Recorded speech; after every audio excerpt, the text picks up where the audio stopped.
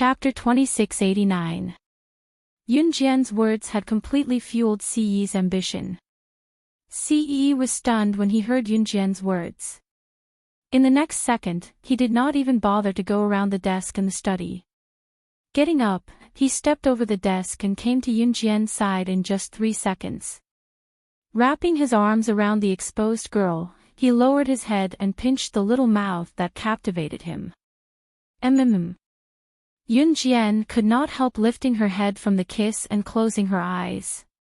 Siyi pressed Yunjian against the wall.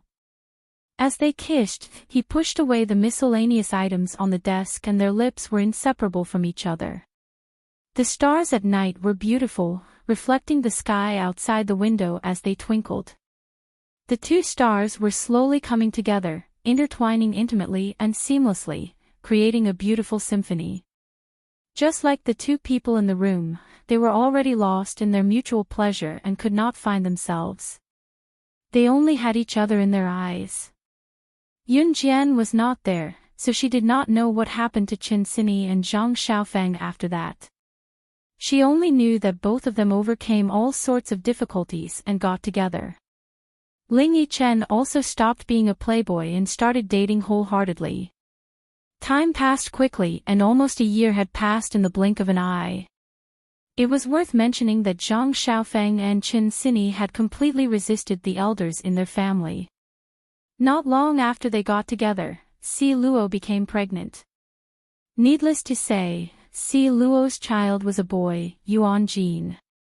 However, Yunjian had never mentioned this to Si Luo, so Si Luo was very curious about the gender of her child and kept asking about it every day.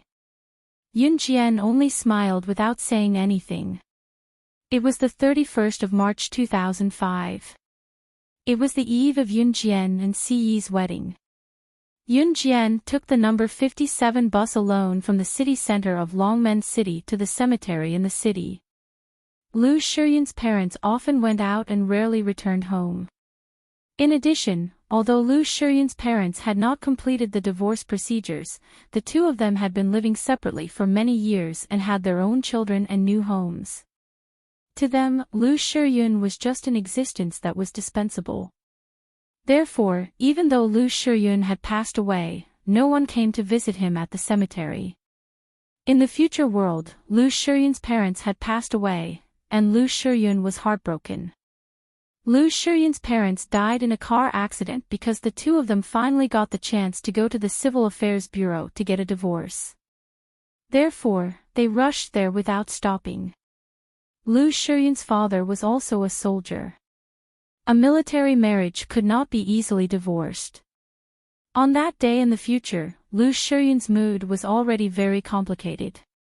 Coupled with Xiang Weilan's betrayal, Lu Shiyun's mood dropped to the bottom. Everyone had a bottom line. Once their bottom line was crossed, they would go berserk. Lu Shiyun's future was indeed tragic, but he was not alone.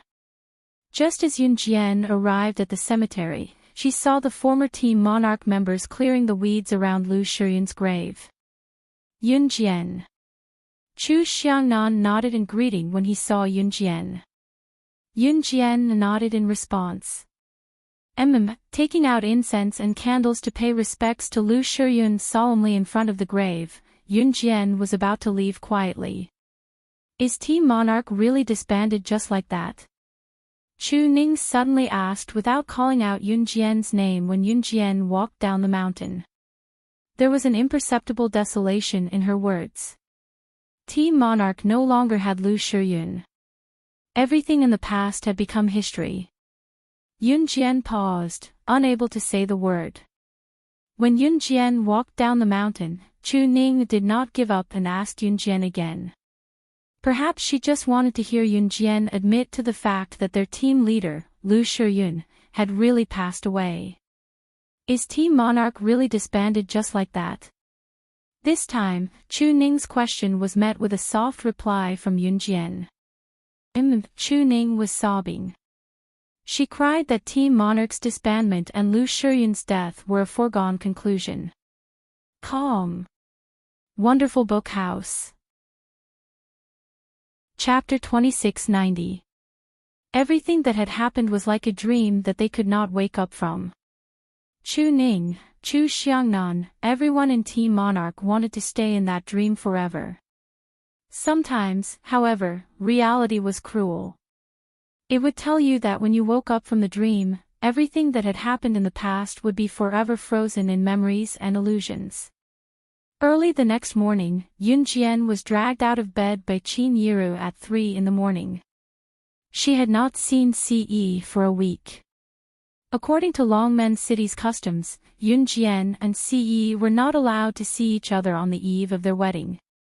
The longer they could not see each other, the better. When others got married, the bride and groom were not allowed to see each other for a whole month. Ce could not help it. 7 days, a whole week without seeing Yun Jian was his limit.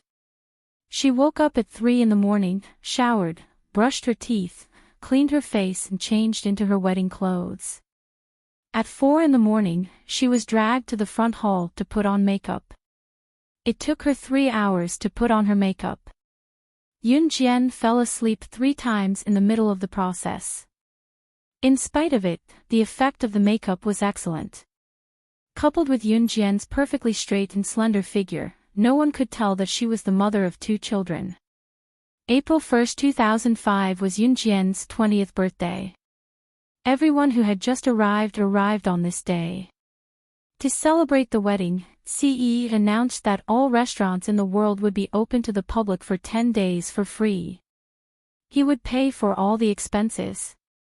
For the 10 days, the world was enveloped in a joyous atmosphere. Every restaurant that made a profit had the words Happy Marriage to Madame Yun Jian and Mr. Ce written on their doors. Ce married Yun Jian and brought her home amidst the hustle and bustle. The wedding was held in a church. Everyone was present.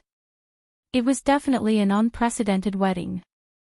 The higher-ups of an Hun group, the elders of Kosha mercenaries, the leader of Blood Doll, the CEO of Rongyao Company, and so on. Everyone came to congratulate them. Even the priest in the church was frightened by this scene. It was said that some of the international underworld bosses would have a very grand wedding. The priest was also an experienced and knowledgeable person. He had seen many things. But the priest had never seen this wedding. Other than Yun Jian and Ce's subordinates, everyone who was slightly famous internationally had agreed to attend the wedding. Regardless of the size of the underworld gangs, even the major assassin organizations were mobilized one after another. Those who didn't know would think that they were going to do something together. At this moment, the priest was standing at the top of the church. He cleared his throat, and after the ceremony, he asked Ce in front of everyone, "Now, let's invite the groom to express his thoughts. May I ask what the groom wants to do now?" When Ce heard this, he didn't even look at the priest. He just held Yun Jian's small hand with one hand and curled his lips. He didn't even think before saying, 10 days and 10 nights. The priest didn't hear clearly, but in order to maintain order, the priest cleared his throat and asked Yun Jian the same question, "So our groom wants to kiss our bride. Then what about the bride? If you were given a chance, what would be the one thing you want to do the most?" He thought that Yun Jian's reply would be more shy and bashful, but who would have thought that Yun Jian would say so openly in front of everyone, "I want to do things with the person I love." Chapter 2691.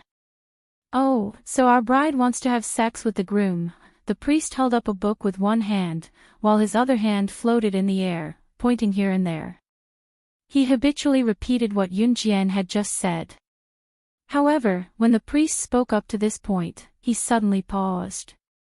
Why was this sentence so explicit? Cough, cough, cough. It seems that our bride and groom are very loving, so now the most exciting moment has arrived. The groom can kiss you. The priest was indeed experienced and knowledgeable. After he realized that the sentence was explicit, he used words to turn it around. People in Western countries were more direct, unlike Z country, where things like kissing were usually done by couples hiding in small rooms. Of course, many couples who pursued fashion would choose to get married in a Western wedding ceremony. Yoon Jian and Ce chose to get married in a Western wedding ceremony, which meant that Ce kissing Yoon Jian in public was a very normal ceremony. Without waiting for the priest to finish saying, "The groom can kiss your bride," Ce had already bent down and kissed Yoon Jian hard on the lips in front of everyone. He was swearing to the whole world that the woman in front of him would forever be his private property. Okay. The priest saw that Ce had taken the initiative to kiss Yoon Jian's lips without waiting for him to finish speaking. 3 black lines flashed across his eyes, and he helplessly cooperated with him silently. After he finished speaking, the priest could not help but whisper softly, and described it in Z country's language, "Actually, you can enter the bridal chamber now." So impatient. Seriously. What the priest did not know was that Ce was indeed impatient. He had not seen Yoon Jian for a week. Such an unbearable rule could only be comforted by being in bed with Yoon Jian for 10 days and 10 nights. On the day of the wedding, everyone from Yulong mainland, Gun Yenji, Li Nong, Huang Yan, the king of gods, and Bailey Yen were present. However, on the second day of the wedding, the king of gods took Bailey Yen to explore the boundless world of Earth. He only left a letter with 5 big words written on it: "I, old son, am leaving." The main reason why the Lord God wrote the letter in such a tone was because he had recently watched too many classic television dramas filmed on Earth, such as Journey to the West and Monkey King. Although the overgod still looked like a young man in his 20s on the outside, his heart was as childish as a child's. After the wedding, Yoon Jian and Ce disappeared for 10 days.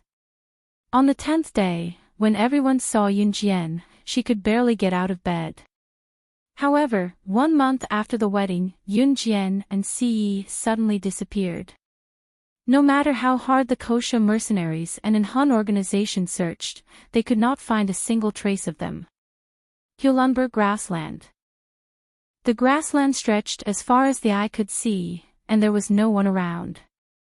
Because the grassland covered a large area, even if there were people, they wouldn't be able to see each other from 10 miles away. Somewhere in the grassland, a cozy tent was set up. Ce hugged Yoon Jian as they sat on the green grassland where the air was fresh. Ring, ring, ring. There's a call, there's a call.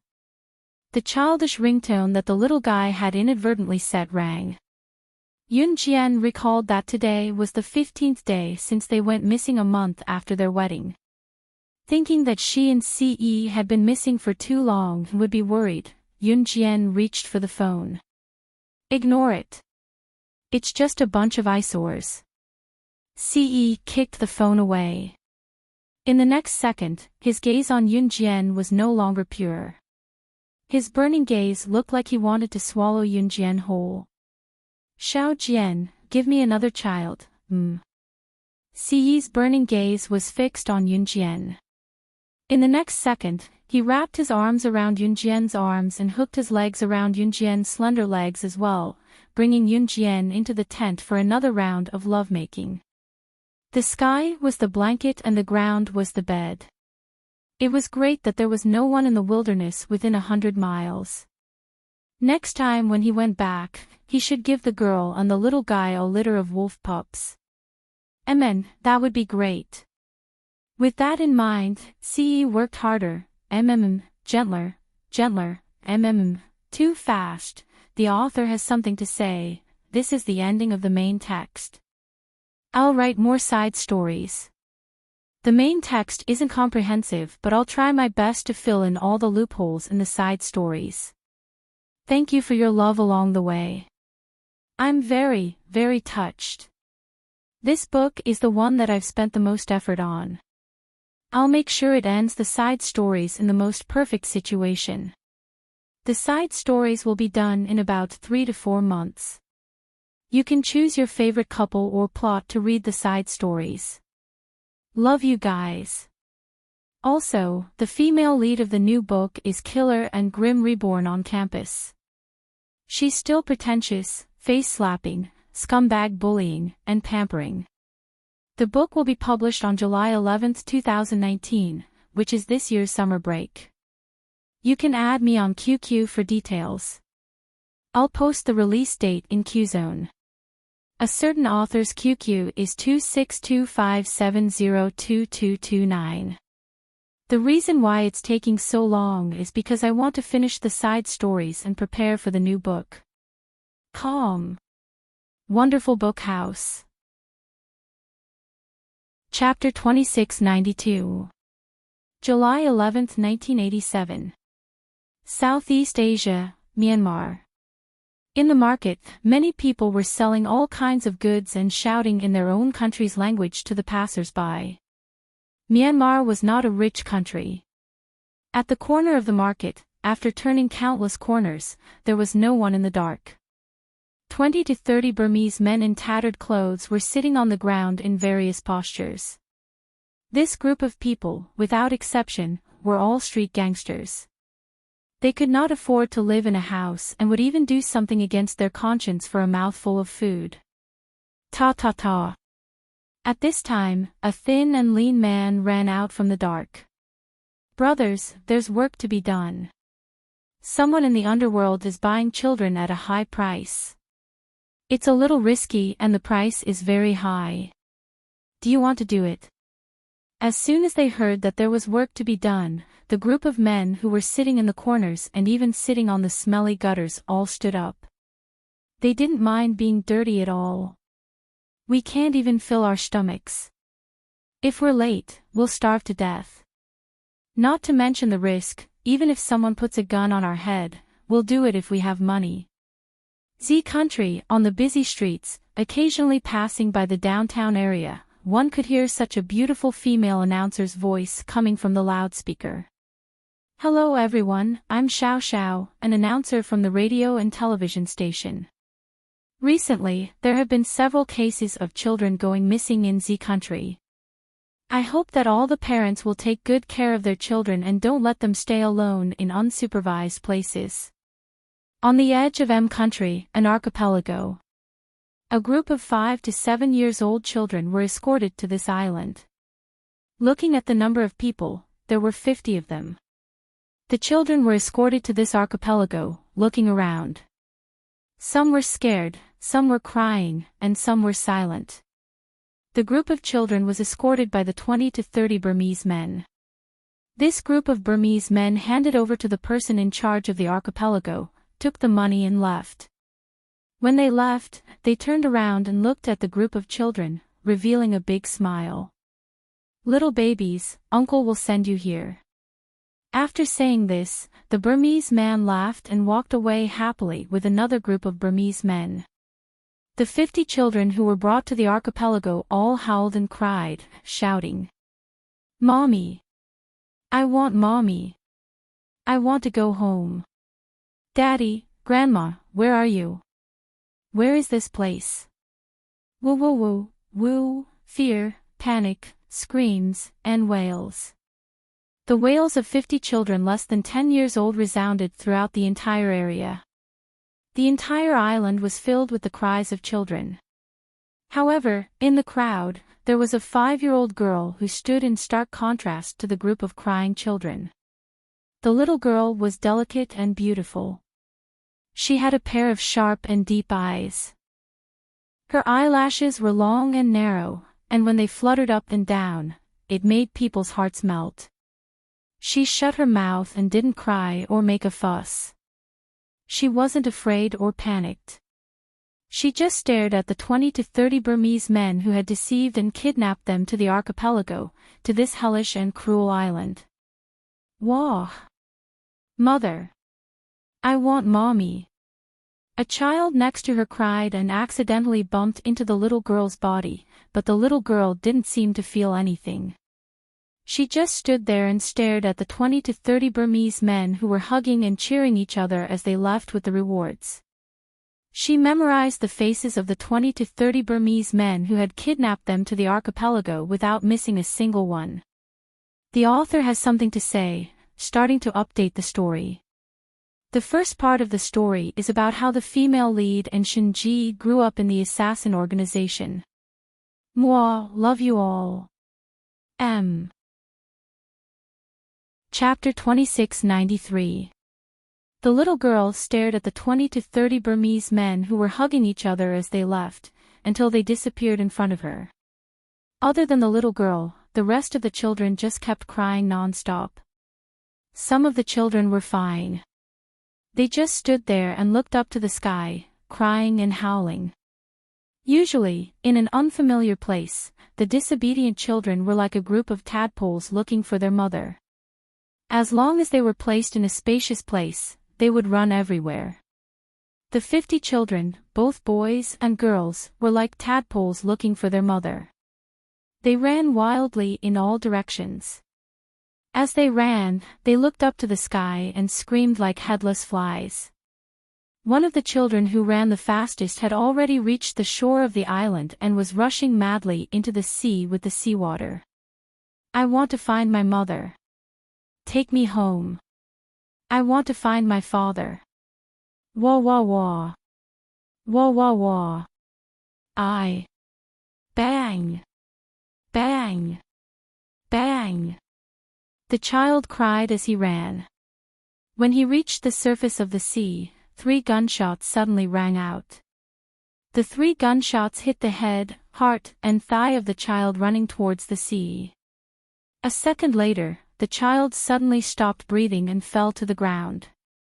Although the children were still young and didn't know what death was, when they saw this scene, all the children instinctively stopped and shut their mouths.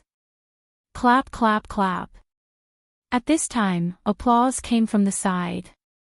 The person in charge of the island who was talking to the 20 to 30 Burmese men smiled and walked to the center of the group of children. What a group of cute children. The person in charge laughed and then lowered his head slightly. He looked at the group of children and suddenly said, "Let's get to know each other. I'm Jay, you can call me by my name." Jay was the name of the person in charge.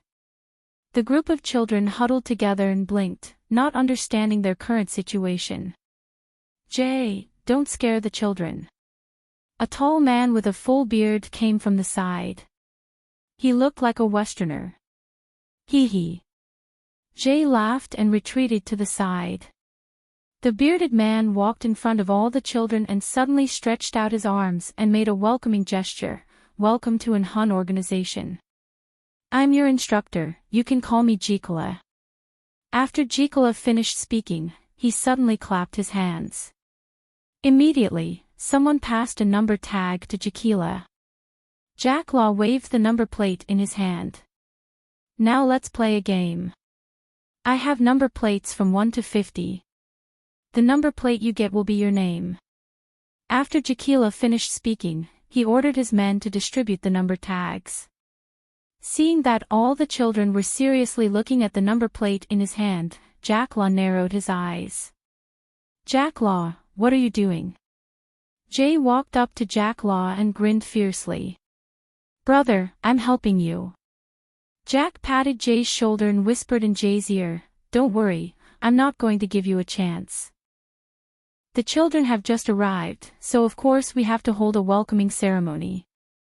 The real game will only begin tomorrow."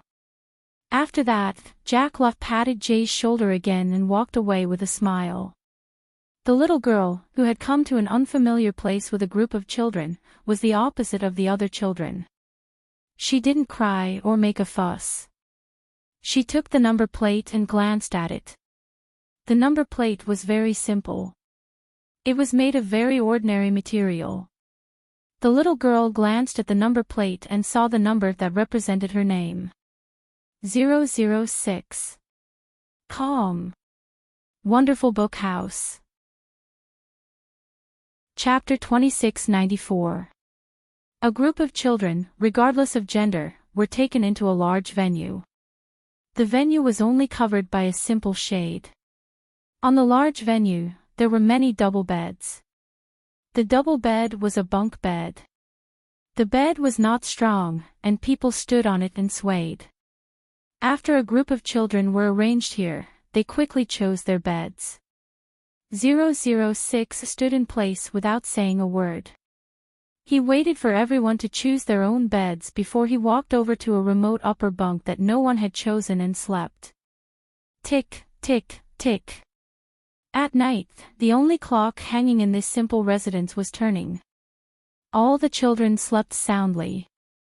The next day, before 4 o'clock, before dawn, a group of children were forced to get up. It was Instructor Chekla, holding a thick whip in his hand, who ran in the end and whipped the children who couldn't run fast. Early in the morning, the screams of the children spread throughout the island. But no one paid attention. The children didn't even know why they were being whipped. They ran in the morning, in the afternoon, and in the evening. In this way, half a month passed. Some children who ran slowly were covered with injuries all over their bodies. No one treated them. Some children were so tired that they couldn't run anymore. Because they were whipped, they got up from the ground and continued to move forward. In a month, nearly 10 of the 50 children died. The children found that as long as someone in the crowd didn't move, they would be pulled out, and the child would never come back here. Tonight, I'm going to play a little game with you. Chekla picked his nose, laughed twice, and suddenly spoke.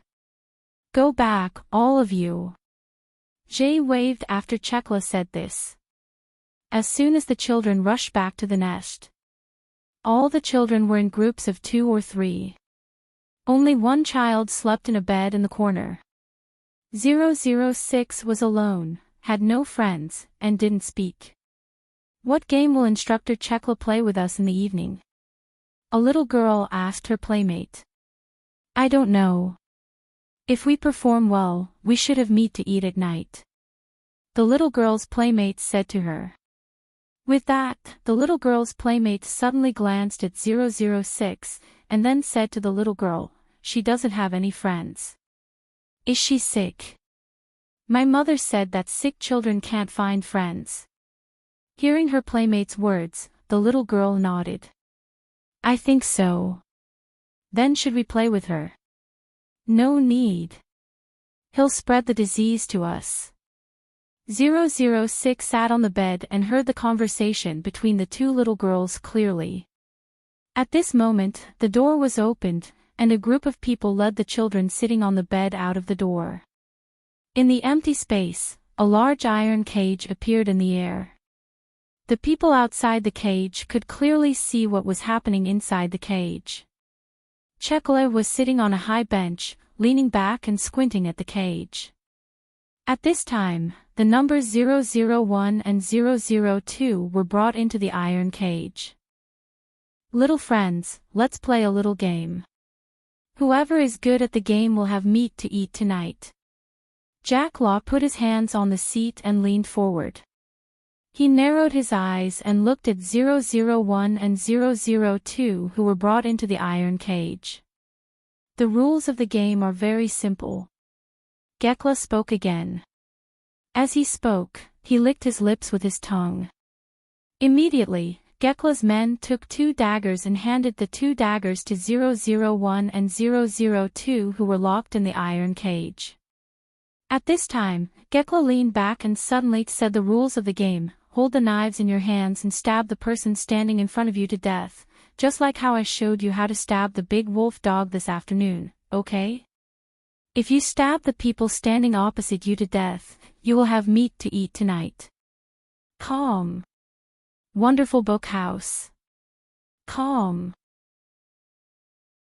Chapter 2695. Eating meat was definitely a very attractive thing for children. Even if the children didn't know what death was, as a human, they still had a faint understanding of death. If I stab her to death, then she won't play with me and sleep with me anymore. 001 asked Jack Keela as he clutched the dagger in his hand, trembling as he looked at 002 in front of him. Playing with you and sleeping with you is boring. As long as you stab her to death, you will have meat to eat, and you can also see your father and mother. Jikara curled his lips, he smiled coldly, and moved back slightly. But 001 was still hesitating. 002 had already stabbed 001's body with the dagger, and his mouth made a trembling cry, "I want to eat meat, I want father and mother, I want to eat meat." 002 stabbed 001's body with the dagger, and was so scared that he sat down on the ground, and his mouth kept repeating this sentence. Clap, clap, clap. Jikara clapped his hands, squinted his eyes and said, "Great. Good job." After Jikara's words, someone immediately dragged 001's body out of the iron cage. 002 was brought out. The next opponents were not in the order of the number plates. But the next children either cried or screamed, but in the end, they were all forced to kill their opponents. When 006 stepped into the big iron cage, Jikara's eyes suddenly narrowed deeply. When this group of children first came to the island, he didn't forget that this little girl in a group of children didn't cry or make a fuss, and was very quiet and very special. Jikara narrowed his eyes, and just as he was about to speak, he saw 006 turn around, and before he could announce the start, he stabbed the little girl who followed him into the cage. Jikara saw this and sat up straight. The previous group of children were forced to cry and stab the opponent's body. But this child, "I haven't said start yet, and you started the game," Jikara said, squinting at 006, and then continued to say, "Are you not afraid of breaking the rules of our game? Will I die if I break the rules?" 006, who had been silent, suddenly asked such a question. "I won't die." Being questioned by a 5-year-old child, Jack Law was stunned. He was surprised at the child's IQ. 006 just looked at Gekila and walked out of the iron cage. Ha ha ha. Gekla laughed out loud. In the one-on-one battle, the 50 children were instantly reduced by half, leaving only 25. 006 is still a man of few words in a group. 3 months later, a new batch of children was sent to Enhun. This new batch of children who were sent to Enhun group repeated the training method of 006 batch of children. The days passed by quickly. In the blink of an eye, the group of half-grown children had all grown up by a year. During this period of time, nothing happened. The iron cage fight a year ago was held by this group of crazy people to eliminate the useless weaklings. Survival of the fittest, and elimination of the weak. Those children who did not dare to raise their daggers from the beginning should be eliminated from the very beginning, for no reason at all. A year later, 006 had just turned 6 years old. On this day, 006 sat on her bed with her eyes closed. Bang! She heard someone kick the lower bunk under her bed. She opened her eyes and looked down. She saw an 8 or 9-year-old little girl with her hands on her waist, looking at Yun Jian with murderous eyes. "Get down here. I've taken a fancy to this bed. It's mine." 006's eyes moved, looking at the number tag on the little girl's chest, only to see a number written on it that she would never forget for the rest of her life. 095. P.S. I'll write about all the supporting characters, CP, and so on.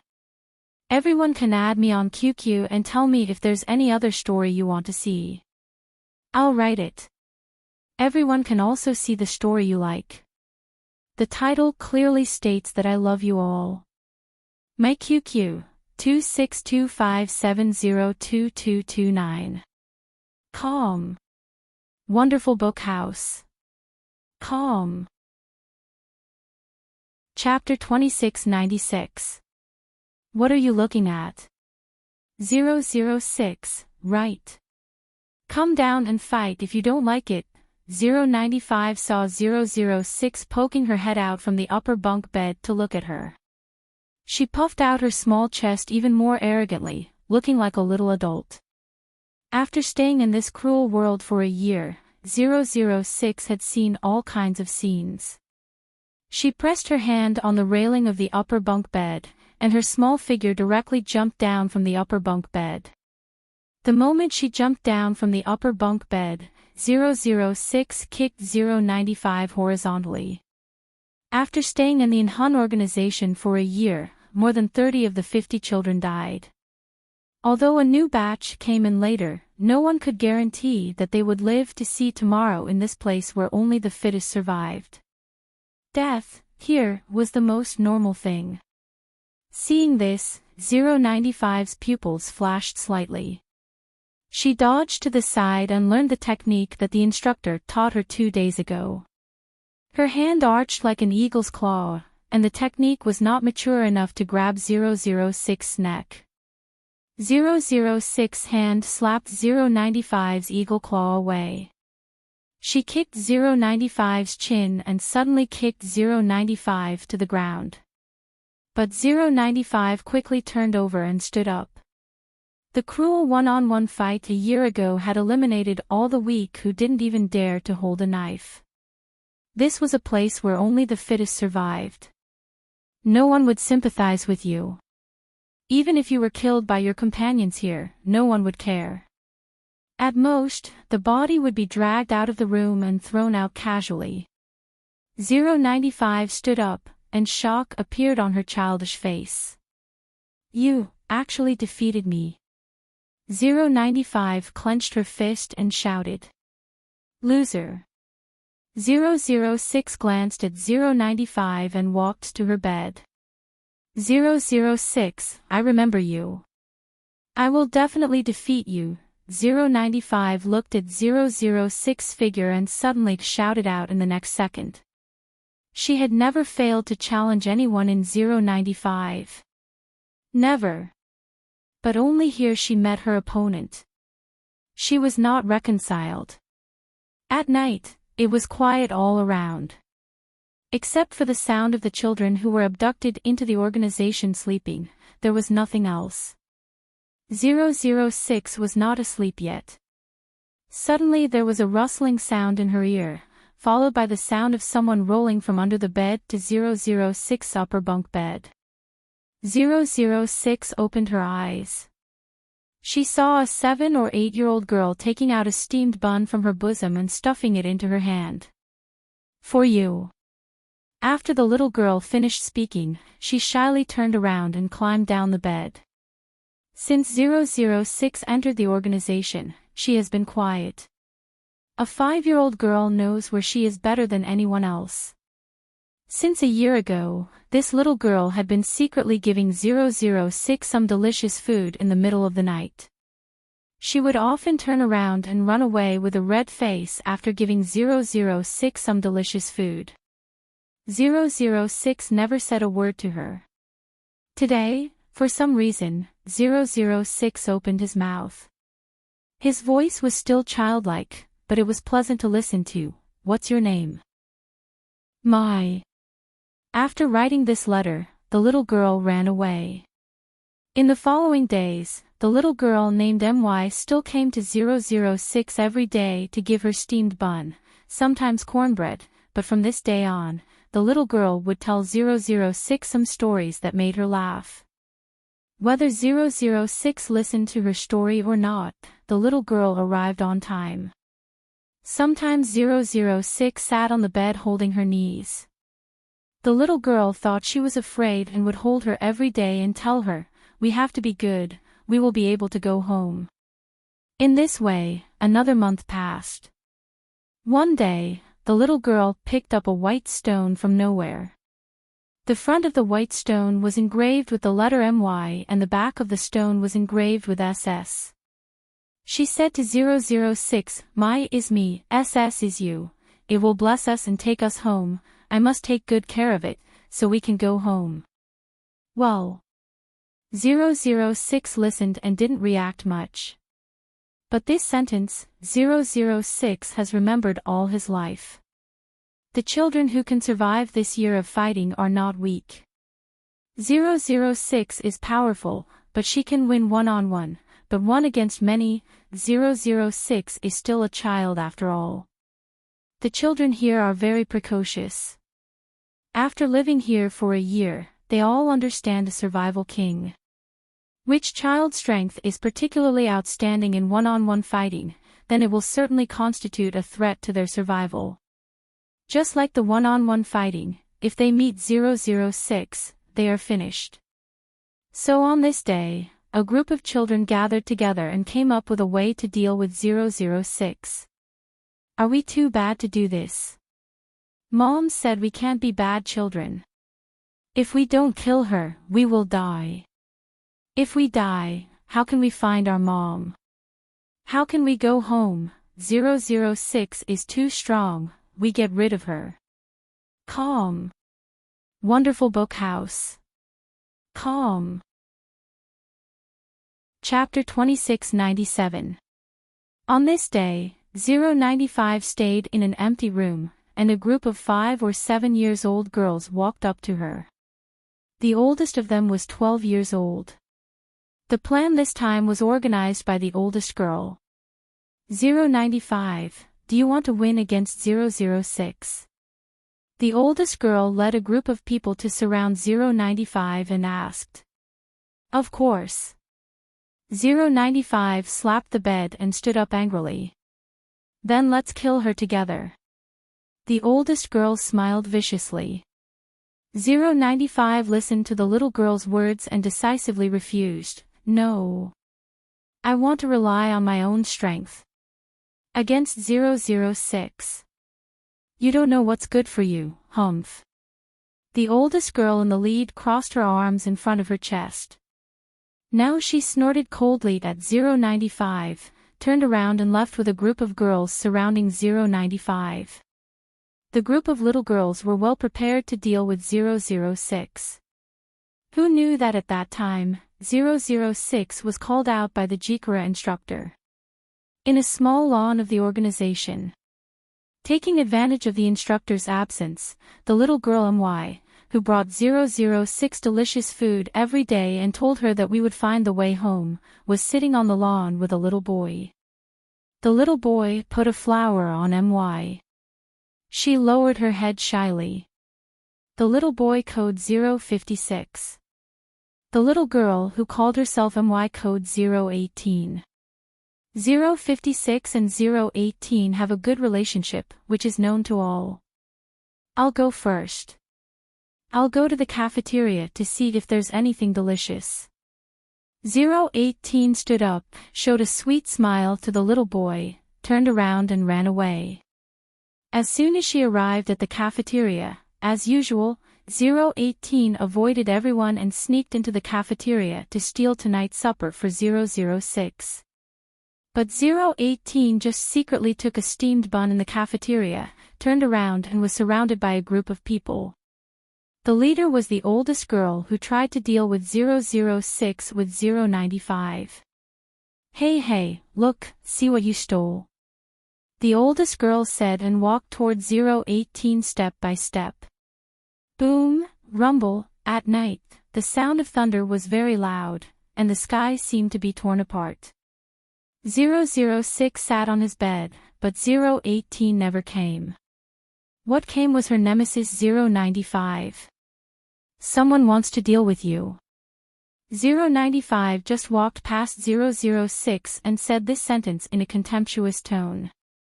After that, 095 left. After 2 steps, 095 turned to look at 006 and said, "Don't die." 006's eyes at 095's words fell, suddenly flashed. Boom! At this moment, a thunderbolt flashed by the window. 006 suddenly turned over from the bed, landed, people ran out. 006 did find 018. But when she found 018, what she saw was this scene: the rain fell to the ground and formed a river. 018's body had already been torn apart. 018's limbs had been dismembered and his heart had been dug out. His body was exposed and soaked in the rain, allowing the crazy storm to pour down on him. 006's heart suddenly contracted at this moment. After being in the organization for a year, she was used to seeing life and death. But at this moment, an unknown pain welled up in her heart. Chapter 2698. Soon, someone organized people to drag away the body of 018 and feed it to the big wolf dog. After the people here died, their bodies would be dragged away and fed to the big wolf dog. This was the organization telling them that if they didn't want to be dragged away and fed to the big wolf dog after death, they had to survive in the strongest way. Even if you don't hesitate to kill your most important friend. At all costs. 006 was silent for many days. At the age of 6, she didn't know what death meant. She only knew that 018 would never appear again. No one would bring her food in the middle of the night and hug her with their warm arms. 6 years later. 006 was 12 years old. The group of people who killed 018 was killed by the boy 056 who often met 018. 006 later learned that 056's code name was Mad Dragon. After 018's death, 006's strength advanced by leaps and bounds. She could learn the most accurate killing move in the fastest time and could kill the opponent in the fastest time. Every year, a new batch of children would enter the organization, and then the first batch of children who were still alive would play the survival of the fittest game with the new children. Today, out of the thousands of children, there were only 50 who survived. And 006 was one of them. Today will be your big day. If you want to go home, your wish will be fulfilled today. Jay looked at the 50 people who had eliminated all the weak and survived over the years with his hands behind his back, squinted and smiled. After laughing, Jay clapped his hands in the excited voice of the group of people. Immediately, someone took the remaining 50 people and sent them into a large iron cage. Well, children, you can choose any weapon in front of you. After you get the weapon, you can use the weapon in your hand to kill anyone you see. Because in this game, only 3 people can survive to the end. Jay's words floated into the ears of the 50 people who walked into the iron cage. Large-scale battle. 50 people, holding the weapons in their hands, kill anyone they see. Until the last 3 people who survive can walk out of the island. This was a game, and at the same time, it was a struggle between life and death. They might be able to survive in the organization for a few years, but whether they can reach the end depends on today's decisive battle. What? Only 3 people can survive. Doesn't that mean we have no way to survive? Hearing Jay's words, some people's expressions changed. They looked at Jay and voiced their dissatisfaction. This isn't fair. I have no friends. They formed cliques. If you gang up on me with your friends, then I'm dead for sure. Someone immediately voiced out his complaint. Jay listened attentively to everyone's complaints. Then he smiled innocently. Unfair. Are you complaining? As soon as Jay said this, his face suddenly turned sinister, then he laughed sinisterly. Those who don't have weapons can die now. As soon as Jay finished speaking, 30 snipers immediately appeared in the air. 30 snipers aimed their sniper rifles at the 50 people in the large iron cage from different angles. As long as they did not obey, they would die. Just as most of the 50 people in the cage were grumbling, 006 went to the pile of weapons and chose a butterfly knife. He turned around and sprinted forward 2 steps. He swung the butterfly knife and stabbed 3 hesitant companions to death. Chee! Chee! Chee! Blood splattered everywhere. 095 also quickly grabbed a long knife from the pile of weapons and joined the battle of life and death. This battle was a competition of speed. It was about survival. Whoever was slower by a second would die. While the other group of people were dawdling, complaining about the unfairness, or whispering to each other to discuss how to deal with the enemy together, 006 had already picked up the butterfly knife and killed a bunch of his companions. In this battle of life and death where there was no process, only the results mattered. Only those who were fast, accurate, and ruthless would have the chance to live to the end.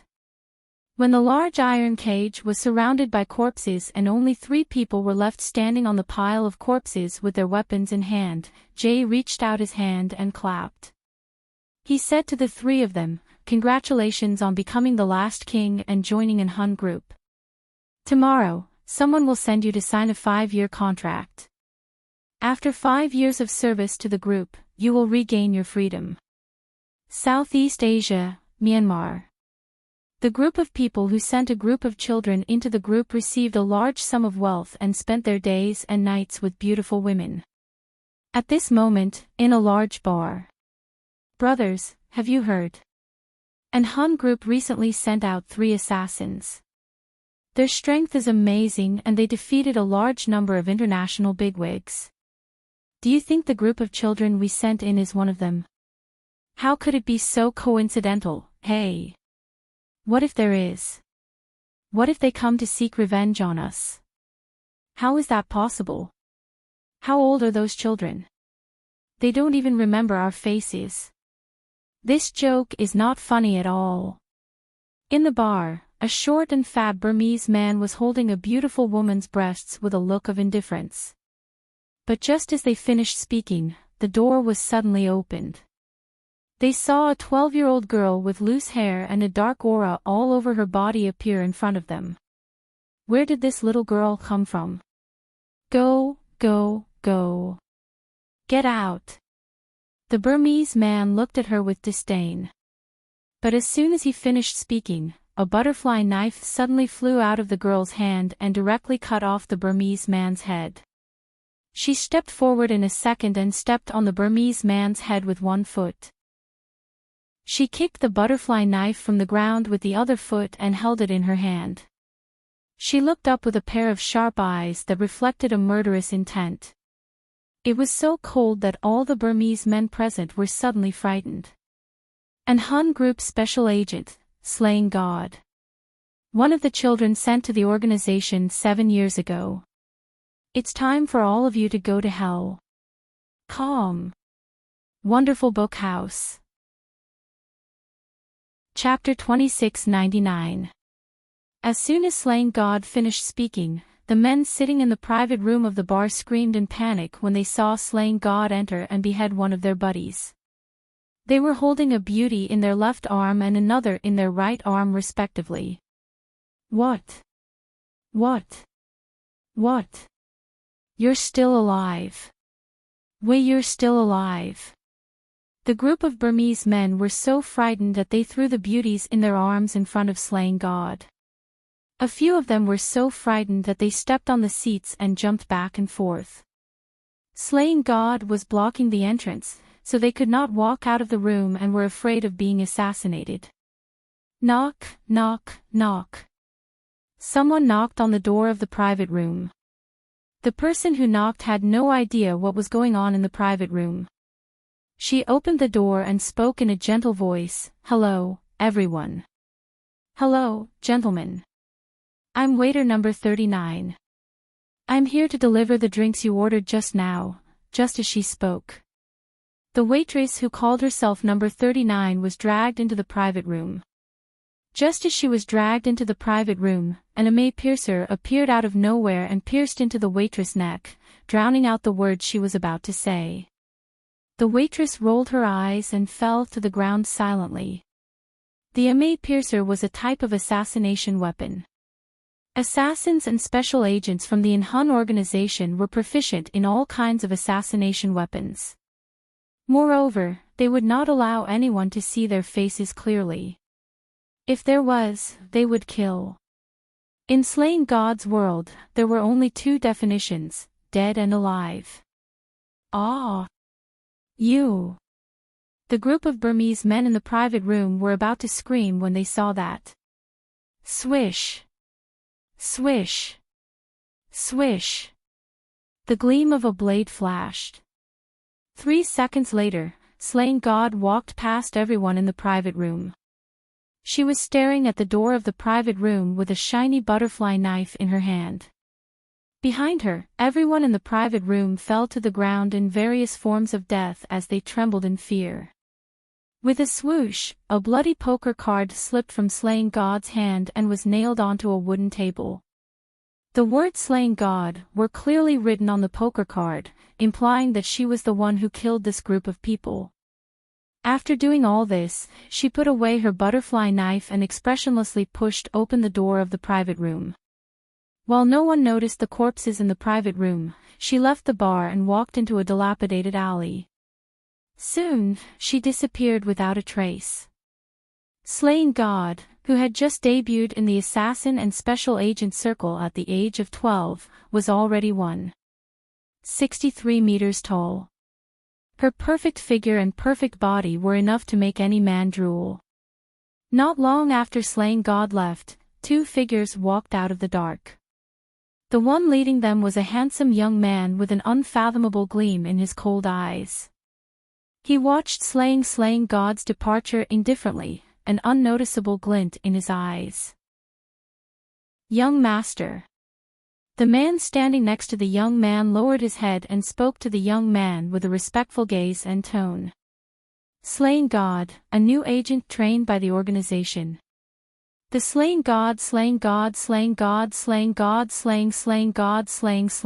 was God. Yes. The man nodded. As soon as the man finished speaking, he was silent for a moment before he suddenly added, Young Master, you? Before the man could finish speaking, the youth turned around and took 2 large steps forward before suddenly stopping. The teenager, who was still underage, was already 1.8 meters tall. At this moment, he stopped and used his magnetic voice to instruct his subordinate, who was the man. She has just joined the circle. Protect her well. I've taken a fancy to this woman. Chapter 2700. Why? The man's eyes widened in confusion when he heard his young master say that. Although his young master was young, he was of famous existence in this world. The leader of an Hun group. Although he was young, he had a brilliant brain and ruthless methods. The man did not expect his young master, who had lost his mother when he was young, to have an instinctive dislike and distance himself from women, would say something like that. Moreover, she was only 12 years old. Was he planning to keep her in captivity? However, the man would soon find out that his young master did not intend to keep the agent named Slaying God in captivity. Lin Wei, you have too many questions. After the man asked in surprise, he only heard the young man's sharp eyes glancing at the man from the corner of his eyes, calmly interrupting the man named Lin Wei. Yes. Young master. Lin Wei lowered his head and stopped asking questions. After a while, Lin Wei left the place with the young man. Not long after Lin Wei and the young man left, a loud noise came from the bar. Soon, the crowd's screams, sirens, and cries filled the air. 2 years later. The name of the agent, Slaying God, had spread internationally. Countless international bigwigs were eyeing her covetously and trembling in fear. However, she was still unable to enter the secret agent assassin ranking. In this field, it was useless to have strength alone, one must have influence. No matter what profession one was in, one would be praised for their outstanding abilities. However, never forget that when one was praised to the highest point, one would also be envied and schemed against by others in the same field. It was the same in the secret agent assassin circle. It was nighttime. On a well-known island in country M. On the waters near the island, countless yachts were carrying international businessmen, politicians, the world's richest man, arms tycoons from all over the world, and the world's top secret agent assassins. Anyone who had a little reputation in the world was invited to this place. It was a large-scale international gathering of both the underworld and the underworld. A red glow flashed across the horizon. The red glow shrouded the night moon as if it was entangled with blood vessels. It was a blood-red night. Slaying God, who had just turned 14, stood on the island's large-scale ball that was built by the world's top engineers. A dark blue evening gown wrapped around her proud and beautiful figure. Under the moonlight, her smooth long hair fell to the side of her shoulders, giving her an indescribable sense of beauty. She gently held the glass of red wine and placed her hand on the banquet table, enough to make the men passing by stop in their tracks. It was a masquerade party tonight. There were more people from the righteous path. All in all, there were not many assassins and secret agents like Slaying God. Chapter 2701. Slaying God did not attend such an international banquet out of boredom. Secret agents and assassins would accept any mission as long as the employer paid them enough money. This included protecting people. Slaying God was here because Xiao Luo's father had paid her enough money to hire her. "Are you the bodyguard my father hired?" Xiao Luo asked loudly after hearing what Slaying God said. As Slaying God was wearing a mask and it was a masquerade banquet, many international bosses and triads were unwilling to show their faces. Hence, they would attend with masks on. Slaying God was the same. Slaying God nodded. "Great. Since you're my dad's bodyguard, then help me kill that woman." When Xiao Luo heard Slaying God's words, she sucked in a mouthful of mucus and turned around angrily. She pointed a finger at the woman beside the man who had carried her earlier and spoke to Slaying God in a commanding tone. Obviously, Xiao Luo did not know that Slaying God was a secret agent. Slaying God was a secret agent whose name struck fear into the hearts of international big shots. She was currently the most reputable secret agent in the world of secret agents and assassins. Someone once predicted that with her ability and achievements, she would one day become the top secret agent in the world. A secret agent who had just debuted 2 years ago was already given such a shocking title by the international community. Slaying God, the secret agent, was no doubt a person with great potential. Xiao Luo ordered Slaying God like a rich missy, but Slaying God remained standing with her arms crossed. Her missy temper flared as she suddenly shouted at Slaying God. "Did you hear what I said? I'm asking you to kill that woman. Kill her. If you don't do it, I'll get my father to fire you." Slaying God sneered at Xiao Luo's words. "My mission is to protect your personal safety. You." Xiao Luo's expression changed when she heard that. However, just as Xiao Luo finished her sentence, the lights in the banquet hall went off. What's going on? The crowd became restless at this moment. The doors opened and the crowd evacuated as fast as they could. "Ah! Don't hit me." "Ah!" Xiao Luo was knocked around by the crowd and soon followed the crowd out of the banquet hall. It was nighttime. The moon was covered by a thick layer of blood. It was a crimson moon. This was a scene that no one had ever seen before. Because the lights at the party had been turned off, the fiery red moon was very bright when they walked out. "Where's the staff? What's going on? Why did the lights suddenly go off in the middle of the party?" It was the voice of the person in charge reprimanding the staff. "We don't know either. We're trying to fix it as soon as possible, but for some reason, the circuit won't turn back. It's as if someone deliberately cut it off." A worker replied. Slaying God had been by Xiao Luo's side. She ignored the fact that Xiao Luo was knocked around. Like she said, she only cared about Xiao Luo's safety. Just as everyone panicked and then heaved a sigh of relief, a voice suddenly rang out. Xiao Luo, including everyone present, suddenly saw 20 figures holding various weapons appear in front of them. This group of people stood in front of the crowd, on top of the few large rocks on the island, and looked down at the crowd with contempt. "Where's Slaying God?" The leader of the 20 men hollered sharply. "You are?" One of the international bigwigs standing at the front asked. Number 1 on the International Secret Agent ranking, codename Flying Snake. Secret Agent Slaying God, we know you're here. Do you dare to come out and fight us? The woman in the lead shouted. They were none other than the top 20 secret agent assassins on the International Secret Agent Assassin ranking. When the flying snake saw that the person in front of it was actually a young girl who appeared to be only 14 or 15 years old, it was stunned for a moment before speaking. Slaying God looked up and shot a cold glance at Flying Serpent. Why are you looking for me? You really are Slaying God.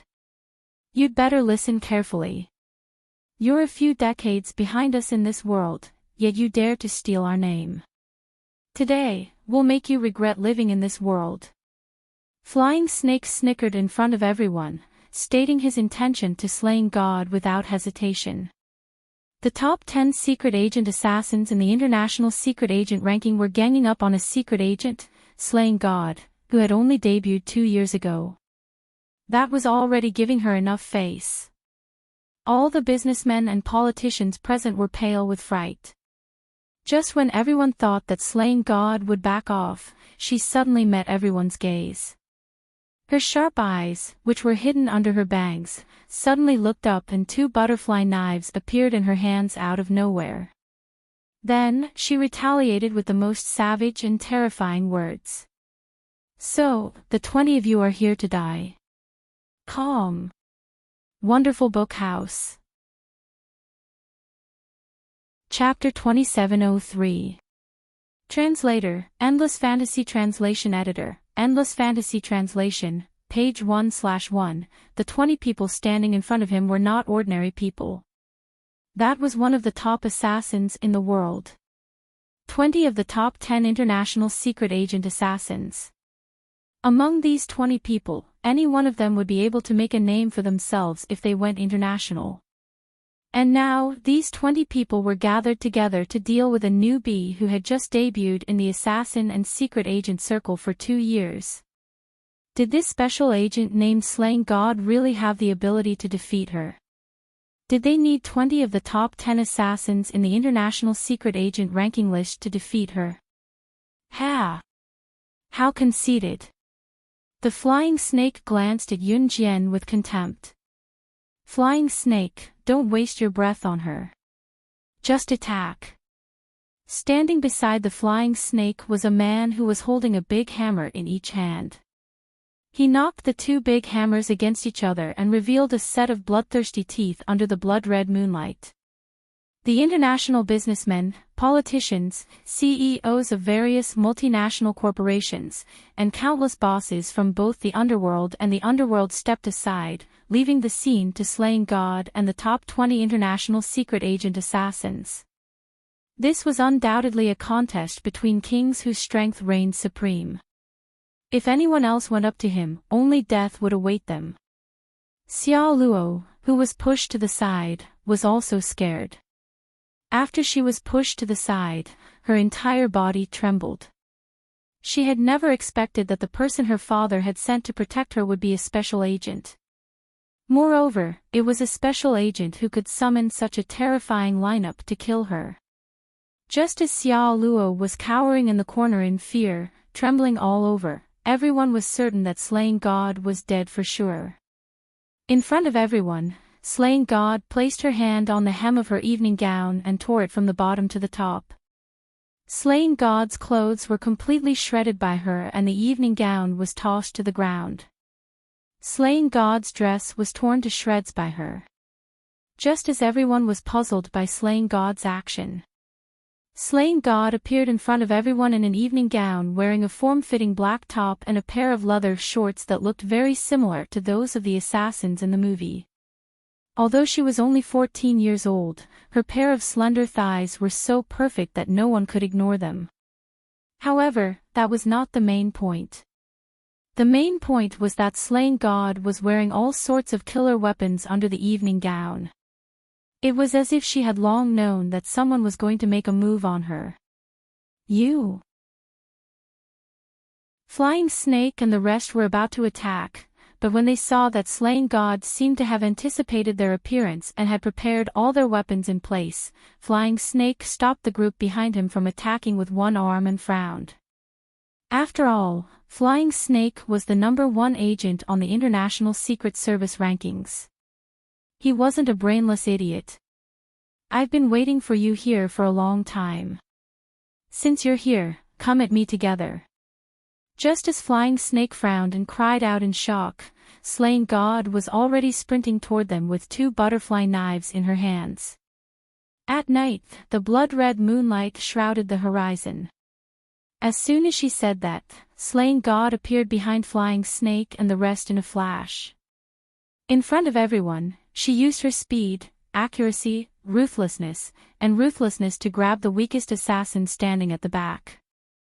One butterfly knife blocked the assassin's blade that came slashing toward her when he reacted, while the other butterfly knife pierced the assassin's head. Bookhouse Reading Website. Chapter 2704. The 20 people standing in front of her were no ordinary people. They were the best in the world on the International Secret Agent Assassin ranking. The top 20 on the International Secret Agent Assassin ranking. Among these 20 people, any one of them would be able to make a name for themselves if they were to go international. Now, all 20 of them were gathered together to fight a newbie who had just debuted in the Secret Agent Assassin Circle 2 years ago. Did this secret agent named Slaying God really have the ability to defeat her? Did they need the top 20 on the International Secret Agent Assassin ranking to defeat her? Ha! How arrogant! Flying Snake glanced at Yun Jian in disdain. Flying Snake, don't waste your breath on her. Let's go. Standing beside the Flying Snake was a man who was holding a big hammer in each hand. He knocked the 2 big hammers against each other and revealed a set of bloodthirsty teeth under the blood-red moonlight. The international businessmen, politicians, CEOs of various multinational corporations, and countless bosses from both the underworld and the underworld stepped aside, leaving the scene to Slaying God and the 20 people on the International Secret Agent Assassin ranking. This was no doubt a battle between the kings of strength. Death was the only way out for the rest of them if they joined in. Xia Luo, who was pushed to the side by the collision, was also frightened. She was trembling all over after being pushed to the side. She never thought that the person her father sent to protect her would be a secret agent. Moreover, it was a secret agent who could summon such a terrifying lineup to kill her. Just as Xia Luo was cowering in a corner, trembling in fear, and everyone was certain that Slaying God was dead for sure, Slaying God suddenly placed her hand on the hem of her evening gown and tore it from top to bottom in front of everyone. Slaying God's clothes were completely shredded by her and the evening gown was tossed to the ground. Slaying God's dress was torn to shreds by her. Just as everyone was wondering what Slaying God had done, Slaying God, who was wearing a tight-fitting black top and a pair of leather shorts similar to the secret agent assassin in the movies, appeared in front of everyone. Although she was only 14 years old, her slender thighs were so perfect that no one could ignore them. However, that was not the point. The point was that Slaying God was wearing all kinds of assassin weapons under the evening gown. It was as if she had long known that someone was going to make a move on her. You! Flying Snake and the rest were about to attack, but when they saw that Slaying God seemed to have anticipated their appearance and had prepared all their weapons in place, Flying Snake stopped the group of people behind him with one arm and frowned. After all, Flying Snake was the #1 agent on the International Secret Service rankings. He wasn't a brainless idiot. "I've been waiting for you here for a long time. Since you're here, come at me together." Just as Flying Snake frowned and cried out in shock, Slaying God was already dashing toward them with 2 butterfly knives in her hands. At night, the blood-red moonlight shrouded the horizon. As soon as he said that, Slaying God took a quick step and appeared behind Flying Snake and the rest. In front of everyone, she used her speed, accuracy, ruthlessness, and ruthlessness to grab the weakest assassin standing at the back. One of the butterfly knives blocked the assassin's blade that came slashing at him after he reacted. The other butterfly knife pierced the assassin's head. Chapter 2705. Splat. Slaying God pierced the assassin's head in 0.5 seconds and pulled the butterfly knife out of the assassin's head. Blood splattered everywhere and the sound of blood dripping could be heard. One of the top 20 assassins on the international secret agent ranking was dead. Don't think that Flying Snake and the others would mourn the death of their comrade when they saw this. To Flying Snake and the rest, getting rid of the secret agent slaying God was the reason they had agreed to be temporary companions. Like slaying God, the secret agent assassins on the international secret agent ranking came from a ruthless assassin organization. To them, human lives were worthless. However, after slaying God killed one of the assassins, the 19 men led by Flying Snake widened their eyes in shock, shocked that slaying God had attacked so quickly. However, even though they were shocked, this group of people led by the Flying Snake were all kings who had survived from the brink of death. After slaying God killed the first assassin, almost at the same time she attacked, someone wielded a long saber and slashed it at her neck. Someone slashed at her from the front with a long saber while someone from the back attacked her from the back where her heart was. Someone at the side even threw out a poison dart. She was surrounded by a group of people. Slaying God was still a 14-year-old child with enemies on all sides. However, slaying God dodged to the side, choosing to avoid the attacks from the back and side. She leaned back and grabbed the long saber from the secret agent who attacked her first. The saber was razor-sharp. Blood dripped from slaying God's palm as the saber's blade grazed her palm. Just looking at it was enough to scare anyone. It's over. Secret agent slaying God is done for. Someone in the crowd covered his eyes and exclaimed. Just when everyone thought that slaying God was done for, she held the long saber in her palm as if she did not feel pain. She allowed the blade to crush her palm as blood splattered everywhere. Holding the long saber, she leaped from the ground and did a 180-degree somersault. Holding the long saber in her bleeding hand, she slid it across the secret agent's neck. Splat, splat, splat. The secret agent's neck was slit and he fell to the ground. Oh my God. Her hand is covered in blood. Doesn't she feel pain? A rich girl in the crowd could not help but exclaim. So this is a battle between secret agents and assassins. This is a battle between kings. An international business tycoon couldn't help but hold his head and look at the scene in front of him with the most astonished gaze in his life. PFFF. PFFF. At that moment, slaying God pulled out 4 darts from her waist and threw them at the 4 assassins who were attacking her at lightning speed. Chapter 2706. Slaying God turned her body around and lifted her legs just as the hammers were about to hit her. She used her beautiful legs to block the impact of the hammers. Crack! 2 huge hammers smashed hard on slaying God's ankles. That excruciating pain sent chills down the spines of the onlookers just by hearing the sound of bones breaking. Unsurprisingly, slaying God's ankles were broken. However, slaying God did not care about that at all. She merely frowned slightly and endured the excruciating pain. She bent her body halfway and flung the ring on her finger upward just as the man with the hammers shattered her ankles. It was not a ring but a finger blade. There was a ring on the outside of the finger blade. A small blade was installed inside, and a mechanism was designed. Usually, the sharp blade could be hidden in the ring. When the target was close enough to press the mechanism, the sharp blade would come out. The moment the man broke slaying God's ankles, she did not even grunt in pain. She flung the small blade and the finger blade and slit the man's throat. No one present had ever seen such a terrifying woman. She was able to kill her opponent at the same time that she was enduring immense pain. No one was born a powerhouse. An outsider would never be able to understand what a powerhouse had gone through. Pfft. Just as the man landed, Flying Snake's dagger stabbed into Slaying God's thigh.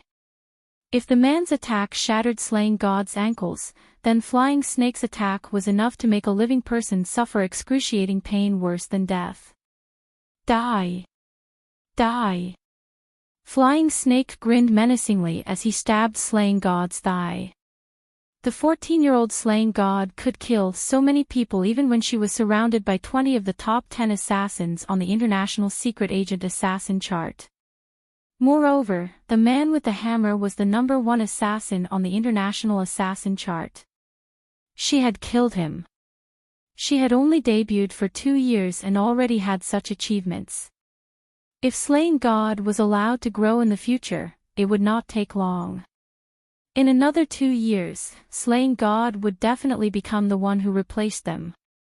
Flying Snake could not let that happen. Therefore, she stabbed Slaying God's thigh. Kill her. Quick! The Flying Snake yelled at the assassin standing behind it after stabbing Slaying God's thigh. The group of assassins and agents following closely behind were just about to make their move. Slaying God arched her hands into the shape of an eagle's claws and attacked the Flying Snake's eyes with both hands. It dug into the Flying Snake's pupils and dug out the Flying Snake's eyeballs along with its roots. Ah! Ah! The Flying Snake's eyeballs were suddenly plucked out by Slaying God. She let go of her grip and shrieked. Slaying God did not even blink. She pulled out the dagger that the Flying Snake had stabbed into her thigh and plunged it straight into the Flying Snake's heart. 10 seconds later, the Flying Snake struggled for a bit before falling to the ground with a thud, no longer breathing. Flying Snake, ranked #1 on the International Secret Agent ranking, and Big Hammer, ranked #1 on the International Assassin ranking, were killed. The 2 strongest people in the group were dead. He died in the hands of Slaying God, an agent who had only been in the game for 2 years. Everyone was stunned at this moment. The remaining 12 agents and assassins at the back stopped in their tracks, not daring to go any further. Regardless of whether Slaying God would die here today, this battle of life and death was enough to make Slaying God famous all over the world. However, just when everyone thought that Slaying God would not be able to stand up again, Xiao Luo's eyes widened and everyone's faces turned pale with fear. Suddenly, a shocking scene happened. Slaying God tore apart the white shirt on the Flying Snake's corpse and wrapped it around her thigh like a bandage, adeptly wrapping it tightly around her bleeding thigh. He tied up the leg that was close to being crippled and stood up again in front of everyone. Calm. Wonderful Book House. Chapter 2707. An Hun Organization. Lin Wei stood in front of an inconspicuous villa in the Hun Organization. An Hun Organization was huge, as big as a maze. On the other hand, this villa, which was amazing in any corner outside, suddenly became inconspicuous in this place. Soon, a slender figure walked out of the villa. Seeing this, Lin Wei turned sideways and bowed slightly to the slender figure walking out of the villa. Young Master. The person who walked out of the villa was the leader of an Hun organization, as well as the Young Master of Cold Pavilion, the largest international firearms organization, CE. At this moment, he answered softly from his thin lips. CE walked past Lin Wei as soon as he finished speaking. When he walked past Lin Wei, he turned and ordered him, send her back to her place. Remember, don't tell her about my appearance. He was referring to Slaying God. Lin Wei was stunned, but due to his status, he lowered his head slightly and nodded to CE. Yes, sir. Slaying God was severely injured after killing the top 10 assassins on the International Secret Agent Assassin ranking. However, with Slaying God's stamina, she would recover in less than a month. Moreover, an Hun organization's medical facilities were excellent. Slaying God could continue with the missions assigned by the organization after a month. However, due to the Bloody Night incident a month ago, Slaying God shot to fame and became the number 1 on the International Secret Agent ranking. Following that, her bounty increased significantly. The name Slaying God swept across the world at the speed of a roaring typhoon. 2 months later. Xia Multinational Group. There's still no way. Why is there still no way? A woman in her 20s held her head and slowly squatted on the ground. She was so anxious that her eyes were about to pop out. However, she did not cry. If it were in the past, she would have cried long ago. However, she could not cry now. Her father suddenly passed away in the company 3 months ago. Her mother was so heartbroken that she fainted and was sent to the hospital for emergency treatment. She was barely saved, but the doctor said that she might not wake up for the rest of her life. After the death of the Xia Group's chairman, all the shareholders withdrew their shares. Her relatives who used to follow her orders all came forward to snatch her father's company away. In just 3 months, Xia Luo went from a crafty and ruthless young lady to someone who was worse than an ordinary person and had nowhere to settle down. 3 months was enough to change a person. 3 months ago, Xia Luo used to be a spendthrift and yelled at the servants. Now, she was just an ordinary person. She wanted to keep her father's company. She even used her own ability to hold a shareholders' meeting, but without exception, she failed miserably. Chapter 2708. Slaying God's words left no room for her to refute. She had guessed correctly that she would not reject her.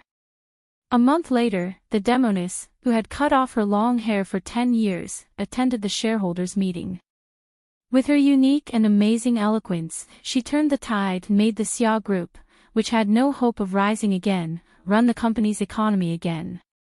Slaying God did not simply pick Demoness to be the president of Rongyao Company. Before the Demoness family fell, she was indeed pampered and spoiled. She was so delicate that it was as if she had accidentally scratched her finger. It was as if she was about to die. However, Slaying God had her eyes on Demoness' ability. She was able to face reality and successfully hold a shareholders' meeting with her own abilities when her family was going through such a drastic change. Although it ended in failure. What happened in the future proved that Slaying God had made the right choice. Demoness had indeed done it. She had brought Rongyao Company to a stage that was even more glorious than Xia Group. Not long in the future, Rongyao Company would become one of the top 10 international corporations under Demoness leadership. Of course, these were things that would happen in the future. The flying snake that Slaying God had slain was the internationally renowned boss of Kosha mercenaries. After Slaying God had slain Flying Snake, she led the forces that she had developed over the past 2 years into the Kosha mercenaries. She took over the Kosha mercenaries when the Kosha mercenaries had no leader. Since then, Slaying God had become the boss of Kosha mercenaries, the largest mercenary group in the world outside of An Hun's organization. Snake, Lizard and Tiger. Leopard were rescued by Slaying God after annihilating an assassin organization not long after her debut at the age of 13. Snake, Lizard and Tiger. Leopard were shockingly talented. One was skilled in using poison while the other had strong arms. They became Slaying God's left and right arms later on. Not long after establishing Rongyao Company and developing the Kosha mercenaries, Slaying God found Qing Yu, who was almost killed in an assassin organization and had a particularly sensitive sense of smell. Little Qing Yu was still shivering when she was dragged to the snake. Read more chapter on novel full, I'll give her to you. She has a sensitive sense of smell. She should be a good candidate for making poison, Slaying God said after pushing Qingyu to Snake. Lizard. There really is such a cute person. Snake. Lizard studied Qingyu from head to toe. From then on, Qingyu became Snake, Lizard's first disciple. It had to be said that the most important talent in making poisons was the sense of smell. Qingyu's sense of smell was as sensitive as a dog's. This was not a derogatory term. A police dog's nose was so sensitive that it could smell the things that a person had used and track the person's whereabouts. If one's nose wasn't sensitive enough, it would be like a teacher who had just graduated from primary school teaching. It wouldn't be convincing at all. When Slaying God turned 16, she requested to leave the Enhun organization in advance. Enhun organization approved. This was something that the Enhun organization had never done before. For an assassin organization like Enhun, even if the assassins and agents of Enhun fulfilled the 5-year agreement and obtained their freedom, they would not be able to survive in this world if they dared to leave. Slaying God became the first. The world only knew that Slaying God had retired from the Enhun organization based on her own capabilities, but they did not know that the leader of Enhun had gone easy on her. Otherwise, with Enhun's influence, it was impossible for Slaying God to grow to the point where the organization could no longer control her. It was only when Slaying God suddenly disappeared one day when she was 16 that the leader of Enhun organization secretly sent people to search for Slaying God's whereabouts. It was to no avail. It was only when Enhun's leader, Ce, learned that Slaying God had been searching for a treasure called the Sandalwood Box before she went missing. She only went missing after she found the Sandalwood Box. It was only then that Ce began to search for the Sandalwood Box in a frenzy, until he met a girl named Yunjian who had a similar personality to Slaying God in a barren place called Xinjiang town of Longmen City. Author has something to say. The next chapter begins with the arrival of the cold demon. Smack. Smack smack smack, run away shyly. M.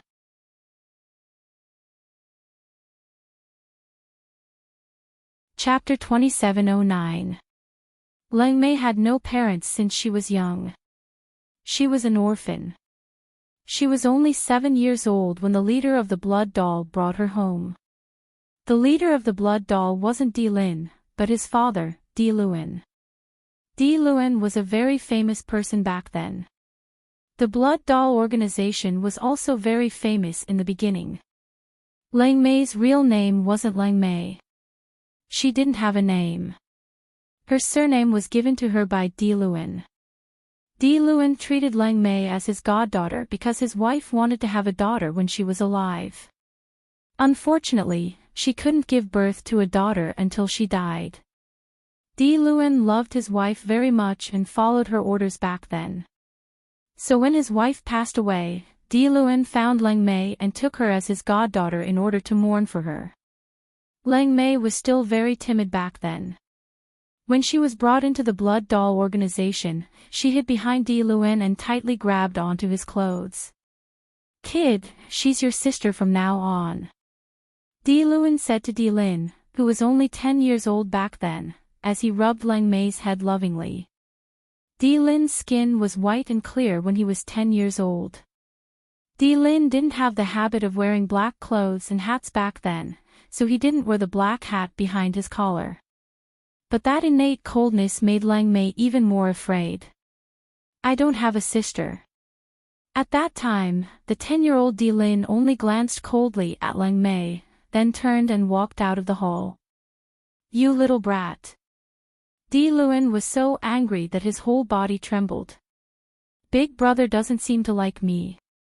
Leng Mei tightly grabbed onto Di Luan's clothes and said to him in fear, "It's nothing.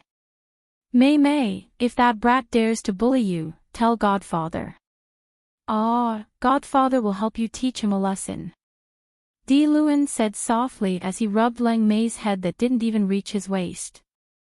Leng Mei stayed in the Blood Doll organization for 10 days. She didn't see Di Lin during these 10 days. Lang Mei let out a sigh of relief and started to treat the Blood Doll organization as her home. She walked out of a large building in the Blood Doll organization. Suddenly, her vision blurred. Then, a boy half a head taller than Lang Mei pressed her against the wall and looked at her coldly. "Get out of here, or I'll teach you a lesson." It was Lin. Lang Mei was startled. She was so scared that she didn't know what to do. She grabbed Lin's clothes, her big watery eyes as dazzling as pearls. "Brother. I'm scared." At that time, Lin was stunned by Lang Mei's sudden words. The young Lin's face flushed red. Perhaps it was because Lang Mei was too cute. However, Lin quickly shifted his gaze to the side. "If you don't want to stay here, then just you wait." After saying this, Lin was afraid that Lang Mei would notice the abnormality in his expression. He snorted and turned to leave. This was the last time the 7-year-old Lang Mei saw Lin. The 10-year-old Lin had been sent to the Blood Doll Organization's Assassin Training Center by the leader of the Blood Doll Organization, Luan, and had started 9 years of assassin training. For the next 9 years, Lang Mei lived a very good life in the Blood Doll Organization. And Luan didn't really spoil Lang Mei at home. Luan knew that in their line of work, they had a lot of enemies. In order to protect Lang Mei, they had to train her to the point where she could protect themselves. Who knew that Lang Mei was very talented in this aspect? 9 years later, the 16-year-old Lang Mei was almost invincible in the Blood Doll Organization. Luan was very pleased. "Mei, the Blood Doll Organization will be taken over by that brat Lin, one day. Although you're not my biological daughter, in my heart, you're already closer to me than my biological daughter. So as your father, I hope that you can stay away from all the darkness in the world and live a normal life. Father has already chosen some decent young masters from decent families for you. Take a look, if there's anyone suitable, you should get married as soon as possible." Luan knew that he didn't have long to live. That was why he wanted to arrange all this for Lang Mei at the age of 16. Luan had once been stabbed by someone near his heart. In recent years, that injury had acted up again and he often vomited blood. Luan was afraid that after he left, his son Lin would bully Lang Mei. That was why he said this to Lang Mei. "Father, I don't want to leave you." Lang Mei frowned and spoke her mind. "If you want me to live a better life, then you should get married." Luan covered his mouth and suddenly coughed violently as he berated Lang Mei. "Father, what's wrong? Haven't you recovered from the cold from last time?" Lang Mei saw this and stood up anxiously to ask Luan. "I'm fine. As long as you promise me, my body will be better than anyone else." Luan coughed and said. Lang Mei lowered her eyes and agreed. "Okay." She originally thought that her life would be obedient to Luan and marry an ordinary person. That would be it for the rest of her life. When she came out of Luan's bedroom, Lang Mei was still thinking about some fundamental questions.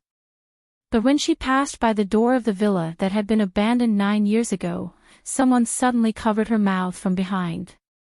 She didn't even notice that someone was behind her. When Lang Mei reacted, she was already tied to a wooden stool in a small attic. Her hands and feet were tied to the stool with hemp rope. When she saw the fair-skinned, handsome man in front of her, Lang Mei cried out loudly, "Woo woo! I told you to leave 9 years ago but you didn't. Did you forget my advice?" Lin, who had just returned from his studies, looked at Lang Mei with contempt. However, when he saw Lang Mei's delicate and soft body, he suddenly recalled the little girl from 9 years ago who was so frightened by him that she grabbed his clothes and called him brother. Immerse. Lang Mei shook her head. Her mouth was covered and she couldn't make a sound. When Lin saw this, his mouth suddenly went dry. His hand moved and a dagger appeared in his hand. Ha, you don't know what's good for you. Seems like you won't leave until I teach you a lesson. With that, he used the dagger to cut Lang Mei's clothes in a punishing manner. Her thin clothes were cut by Lin. Lang Mei's thin clothes were torn apart, and her bra was also torn apart because of the force of the slash. The moment her clothes were torn apart, her white and full breasts were exposed without any reservation. New book release date is July 11, 2019. Death God and Killer Reborn on Campus. The first post on my QQ space is the new female lead's character design. Q number 2625702229. M. Chapter 2710. Lin didn't expect this either. He only wanted to scare Lang Mei away from Blood Doll, but he didn't expect that the knife would cut through her clothes and even cut through her clothes. Turning his head to the side, Lin's face was cold, but he couldn't forget the white skin that appeared in front of his eyes. Lang Mei was also frightened. Her hands and legs were tied to the wooden stool and she couldn't move at all. She could only let herself be exposed to the air. Remember what I said. Leave Blood Doll, or I'll make you regret being born. Lin turned his head to the side and said coldly. With that, Lin turned to leave. But after taking 2 steps, Lin used the knife in his hand to cut through the ropes binding Lang Mei. He then took off his jacket and put it on Lang Mei. Without looking back, he turned and left. After Lang Mei was untied, the first thing she did was to tear off the white cloth covering her mouth and shout at Lin, who was walking out the door. Even if you kill me, I won't leave as long as my father is here. Lang Mei was raised by Lin. Lin gave her fatherly love that she couldn't have. He gave her a warm and dependable family. To Lang Mei, as long as Lin was here, she wouldn't leave. She wouldn't refuse even if Lin asked her to go through hell. Lin's threats were useless against her. Lin took 2 steps out of the small attic of the abandoned villa and stopped at the entrance. After a slight pause, Lin strode out and left without looking back. 3 days later.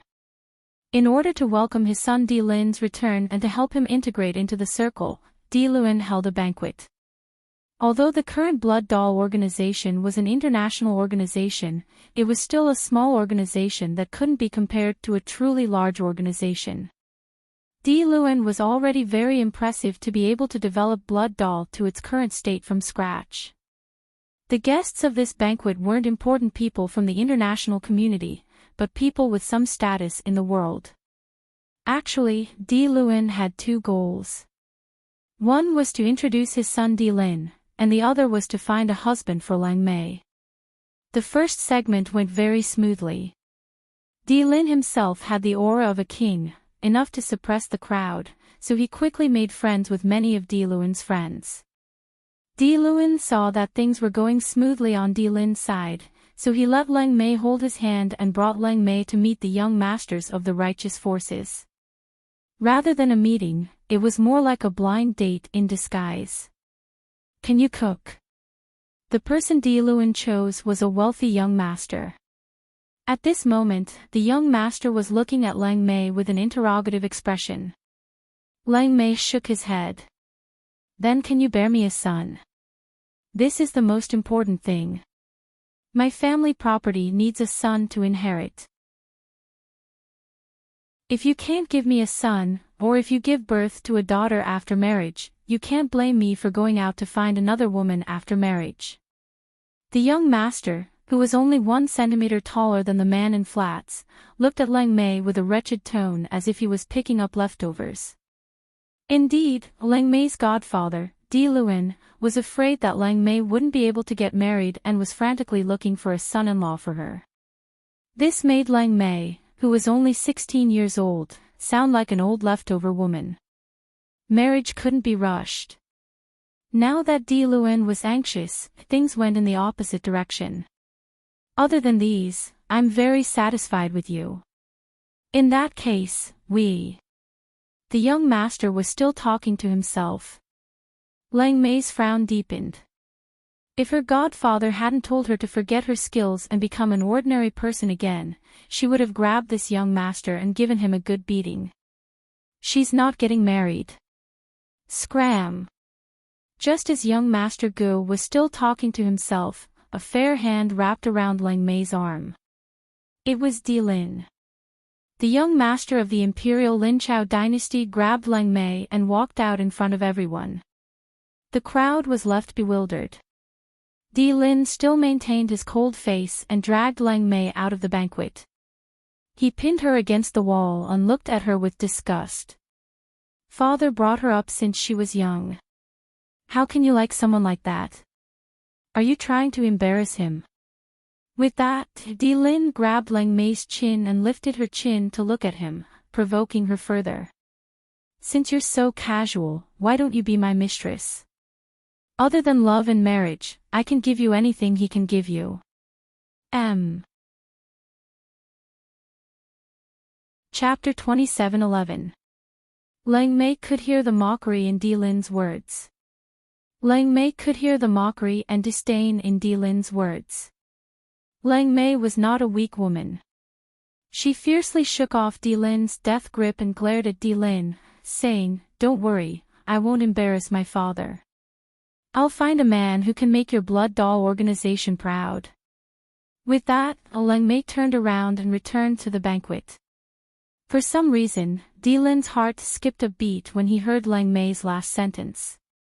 He was displeased for a moment. Very displeased. Lang Mei was angered by Di Lin's words. She was walking back to the banquet. Just as they were halfway there, the banquet hall was suddenly filled with loud noises. Lang Mei's footsteps paused as he suddenly had a bad premonition. She took a step forward and rushed back to the banquet hall. From afar, she saw her godfather, who had treated her like his own daughter since she was a child, lying unconscious in the crowd. Di Lin was dead. His death came even earlier than he had expected. In the end, the Grim Reaper didn't let him wait until Lang Mei was safely married off. Instead, he took his life. Di Lin stopped the banquet midway. The next few days were spent preparing for Di Lin's funeral. Lang Mei was in a daze. She often sat in front of her godfather's grave for an entire day. In Lang Mei's heart, Di Lin was her biological father. Perhaps to them, he was even closer than family. Lang Mei had no parents since she was young. Di Lin's fatherly love was her motivation. But to Di Lin, Lang Mei was the daughter of his beloved wife. Lang Mei was depressed for half a year. In this half a year, too many things happened. Di Lin replaced Di Lin and became the leader of the Blood Doll organization. In just half a year, Di Lin led the Blood Doll organization from a small organization in Southeast Asia to become the third most powerful assassin organization in Southeast Asia. This meant that in the near future, the Blood Doll organization would reach new heights under Di Lin's leadership. It wasn't something that the title of the third most powerful assassin organization in Southeast Asia could restrict. Di Lin's death didn't seem to affect Di Lin at all. Lang Mei, on the other hand, could not sleep well without eating. Half a year after Di Lin's death, Lang Mei was disheartened. Before she could repay Di Lin, the man who had raised her and treated her like his own daughter, he had died. Lang Mei planned to leave. Of course, before leaving, she went to see Di Lin. Di Lin was Di Lin's son after all. She couldn't repay Di Lin's kindness to her, so she decided to repay Di Lin's kindness to Di Lin. "You're leaving?" Di Lin asked when he saw Lang Mei coming to find him in his study. "Yes." Lang Mei nodded, not looking at Di Lin. "Father has left. I want to ask you if there's anything I can help with," Lang Mei said. Di Lin wasn't stupid. He immediately understood what Lang Mei meant. "You want to repay me?"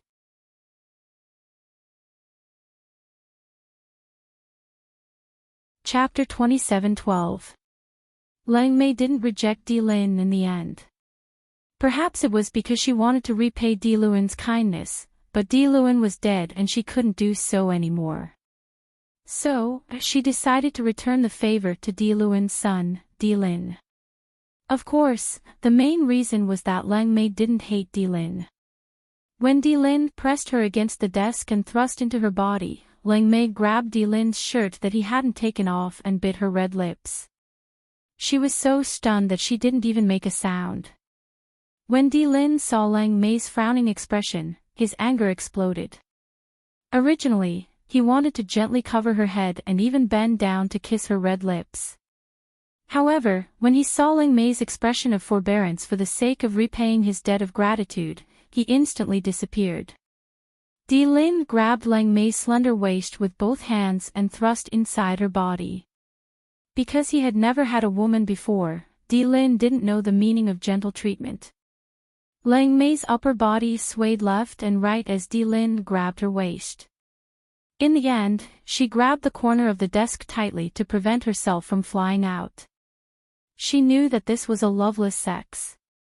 After he was done, Di Lin didn't even look at Lang Mei, who was lying on the desk. He left a cold sentence and left the study. "If you want to repay my father's kindness, you can leave after I'm tired of playing with you." When he said this, the veins on Di Lin's forehead bulged. With that, Di Lin put on the black hat behind his black sweater, covering his fair face with the black hat. An imperceptible luster flashed in front of his eyes, but Di Lin quickly left. He was afraid that Lang Mei would think that she had repaid his kindness and suddenly leave after he left. So, he left those harsh words. After Di Lin left, Lang Mei put on her clothes. She sat for a while in the study where Di Lin's aura still lingered, then returned to her room. On the way back, Lang Mei met Ruo Yin, Di Lin's subordinate who had been following Di Lin ever since he returned to the Blood Doll organization. Lang Mei didn't know about Di Lin's past. She thought that Ruo Yin wasn't just Di Lin's subordinate. She even thought that Ruo Yin was just a tool to warm Di Lin's bed. Lang Mei didn't even look at Ruo Yin. She walked around Ruo Yin and wanted to walk forward. "Are you blood dolls, Lang Mei?" Just as Lang Mei was about to go around Ruo Yin suddenly called out to him. Upon hearing Ruo Yin's words, Lang Mei stopped in her tracks and turned to look at Ruo Yin. She openly admitted, "Yes." "What's the matter?" Lang Mei asked. "No." Ruo Yin shook her head and glanced at Lang Mei a few more times. This was the first time Lang Mei and Ruo Yin had met. However, Lang Mei mistakenly thought that Ruo Yin was also Di Lin's woman. Therefore, he did not have a good impression of Ruo Yin. Hearing Ruo Yin's words, Lang Mei turned and left. Ruo Yin stared at Lang Mei's departing figure for quite a while. Her voluptuous breasts and plump buttocks, her enchanting figure, as well as her slender waist that was wrapped in tights that could be wrapped with two hands. It had to be said that Lang Mei's figure and appearance could be called the #1 beauty in the Blood Doll organization. Unfortunately, Lang Mei was in the Blood Doll organization and was recognized as the #1 expert of the Blood Doll. Ruo Yin held her chin and looked at Lang Mei's departing figure, deep in thought. TSK, so this was the woman that the chief liked for so many years. Lang Mei.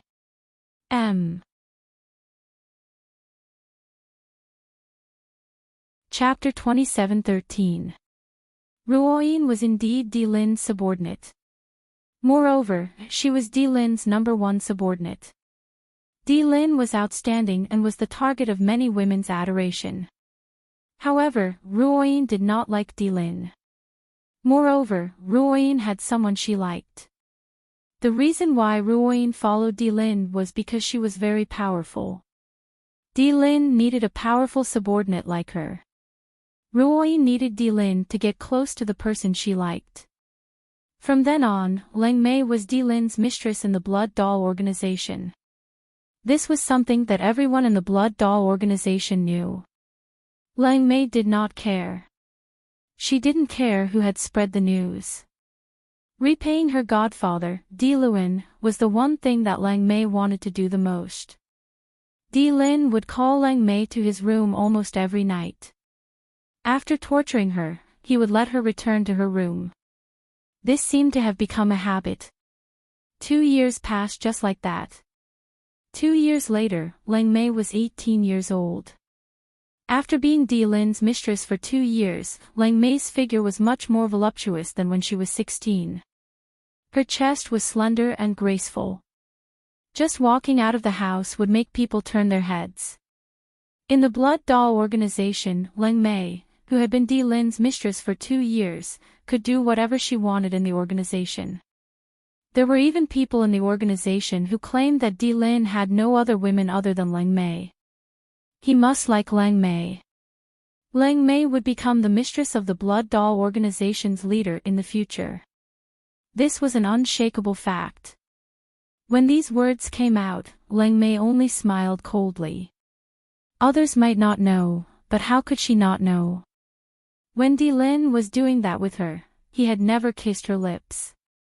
If Di Lin really liked her, how could he not kiss her? However, in reality, after being Di Lin's mistress for 2 years, Lang Mei's first kiss was still there.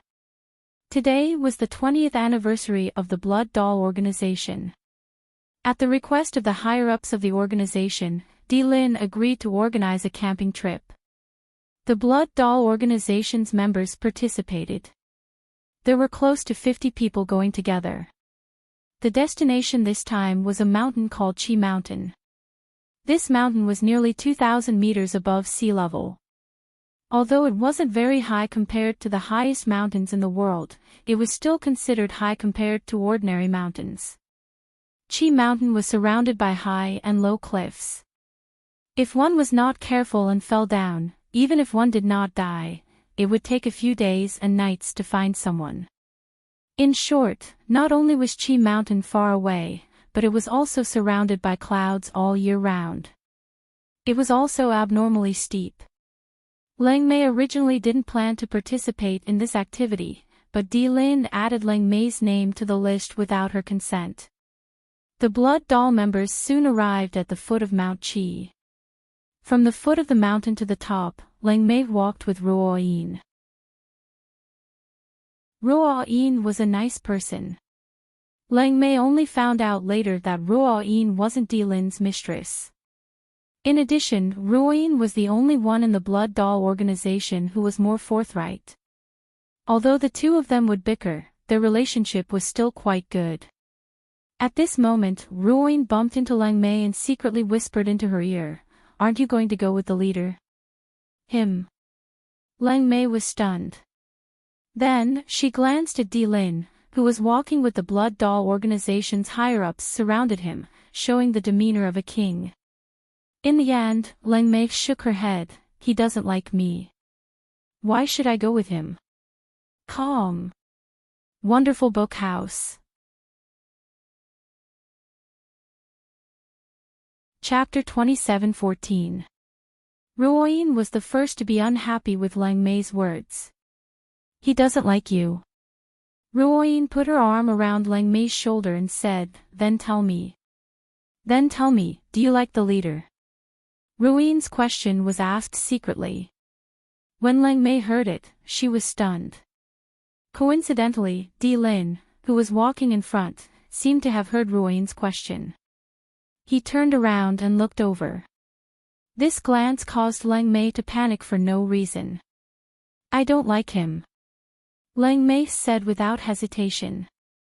Di Lin had already turned around. He looked behind Lang Mei and didn't look at her. He didn't hear what she said. All right. Ruo Yin wanted to tell Lang Mei that Di Lin definitely liked her. But after hearing Lang Mei's words, she instantly felt that even if she told Lang Mei that Di Lin liked her, Lang Mei wouldn't mind. "Ruo Yin, Lang Mei, what are you talking about down there? Hurry up and catch up." At this moment, a cute-looking young man standing beside Di Lin waved at Ruo Yin and Lang Mei, laughing merrily. Talking about women's little secrets. Shoo shoo shoo, what would a guy like you know? Ruoyin retorted with a half-smile. When she said this, she had a smile on her face, as if she was joking. But she still put her arm around Lang Mei's shoulder and followed with big strides. The peak of Mount Qi was quite cool. In this kind of hot weather, a place like Mount Qi was quite suitable for avoiding the heat. At night, a group of people set up their tents. They set up some charcoal fires at the peak of Mount Qi and started barbecuing. Although the Blood Doll was an assassin organization, it was an existence that ordinary people didn't dare to come into contact with. But the members of the Blood Doll were also normal people. Moreover, when the leader of the Blood Doll was still Di Luan, he was very friendly to his subordinates. Now that the Blood Doll was in Di Lin's hands, although he was much stricter than Di Luan, he didn't cancel some activities that the old leaders had always promised. For example, this time's hiking and camping activities. Barbecue, barbecue. Ruoyin stood up and pulled Lang Mei, who was sitting in the tent, towards the barbecue area. Although Ruoyin was a powerful woman, she could still be an ordinary person at a time like this. Moreover, the old leader had always advocated the organization's activities so that the subordinates of the Blood Doll organization could live a normal life for a few days a year. I don't want to eat. Lang Mei held her stomach and rejected Ruoyin. She didn't want to see Di Lin. Then I'll get it for you later. Ruoyin could tell what Lang Mei was thinking at a glance. She didn't insist. 3 minutes later, Ruoyin grabbed a large plate of mutton skewers and walked towards Lang Mei while eating. I snatched it. Here, let's eat together. Ruoyin stuffed a large plate of mutton skewers into Lang Mei's arms. The two of them looked at the stars and moon in the sky, chatting as they ate. In the Blood Doll organization, Lang Mei and Ruoyin were on par with each other in terms of strength. They were both young but not weak. Therefore, they had a common topic to talk about. He finished the last mutton skewer. Ruoyin took the plate of mutton skewers away. Ruoyin carried the mutton skewers to the barbecue area. You two women are so wasteful. You don't even eat the fatty meat. A man saw them and laughed at Ruoyin. I'm not the one who doesn't eat the fatty meat. These are all leftovers that Lang Mei doesn't want. Ruoyin pouted and retorted. Just as Ruoyin was about to throw away the rest of the mutton skewers, a large palm stopped her. The first thing she saw was indeed the leader's handsome face. Give it to me.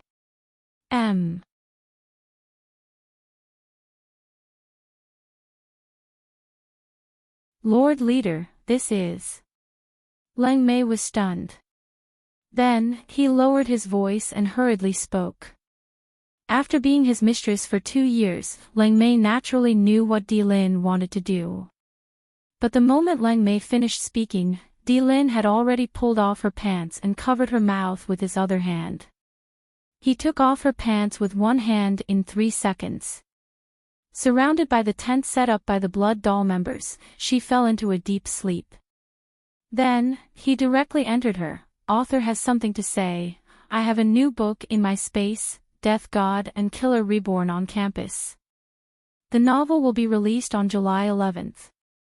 Everyone can go and take a look.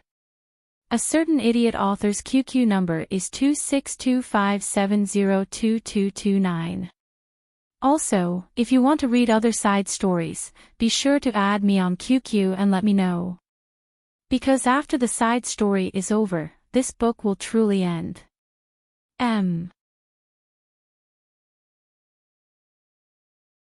Chapter 27:16. At an altitude of more than 2,000 meters, there were tents all around. Blood Doll's underlings were all lying in the tents.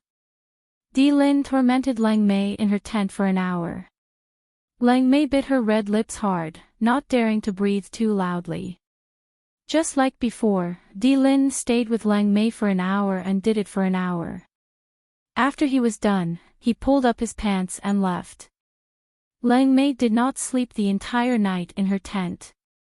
Since returning from Mount Qi, Lang Mei had been Di Lin's mistress for a few years while everyone was aware of it. And in these few years, Lang Mei's personality had also undergone a tremendous change. Lang Mei's usual weapon had changed from a dagger to a whip. Her 1.7-meter-tall figure, coupled with her voluptuous breasts and voluptuous buttocks, made her a hot steamed bun in the eyes of men. Lang Mei had initially thought that her relationship with the chief would stay there for the rest of her life. However, she had secretly inquired about a mission. The chief wanted to send a letter to the top secret agent on the international secret agent ranking, slaying God. Lang Mei had secretly accepted the mission on behalf of the chief. That could be said to be an act of suicide. However, she was not afraid. Moreover, it did not matter to Di Lin whether she would die or not. Therefore, Lang Mei had sneaked out of Blood Doll and went alone to look for Slaying God, the top secret agent on the international secret agent ranking. She was an exquisitely beautiful girl. The first time she had peeked at Yun Jian from the dark, Lang Mei had been subdued by Yun Jian's aura. Lang Mei threw smoke grenades around her. The moment she appeared, she even made a snake-like sound. Oh, he. She had revealed Yun Jian's identity in front of Yun Jian and everyone else. However, she had not expected Yun Jian to turn her sharp gaze to her. She did not have to guess to know who she was. Blood Doll's top secret agent, Lang Mei. Lang Mei was shocked when her identity was revealed, but she did not show it on her face. She passed the letter to Yun Jian and wanted to sneak away with a smoke grenade. However, before she could run far, she was subdued by Yun Jian. He was then taken away by Qing Yu and Gu Nianji, who came later. In the beginning, Lang Mei was reluctant. Later, when she was at Qing Yu and Gu Nianji's house, they dragged her to play mahjong because they were bored. This rubbing is incredible. That period of time was simply the most comfortable period Lang Mei had ever lived. He didn't have to think about the leader, Di Lin, and spent his days playing mahjong.